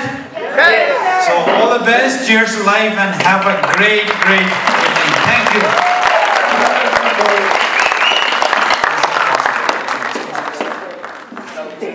If all of you want to come and be a part of this photo session, you're most welcome. Photos. Maybe it may be a little too many, but yeah, we can still try accommodating. Yeah, sit. You'll fall. Yeah, I think whoever wants to be a part of this photo session, please come and be a part of it.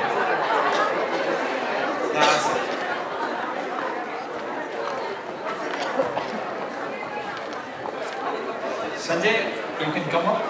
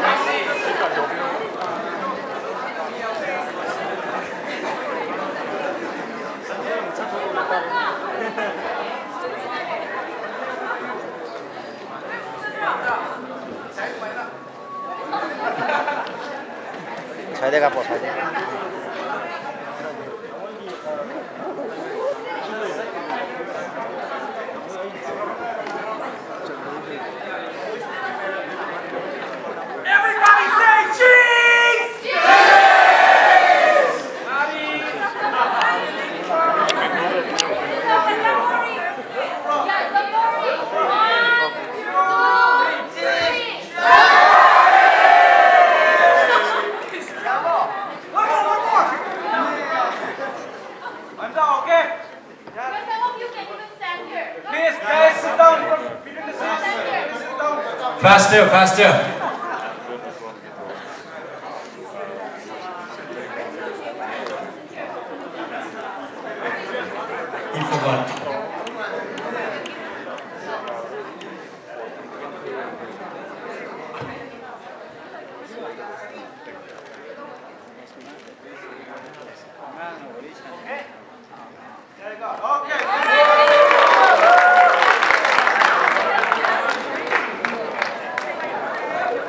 Thank you, thank you.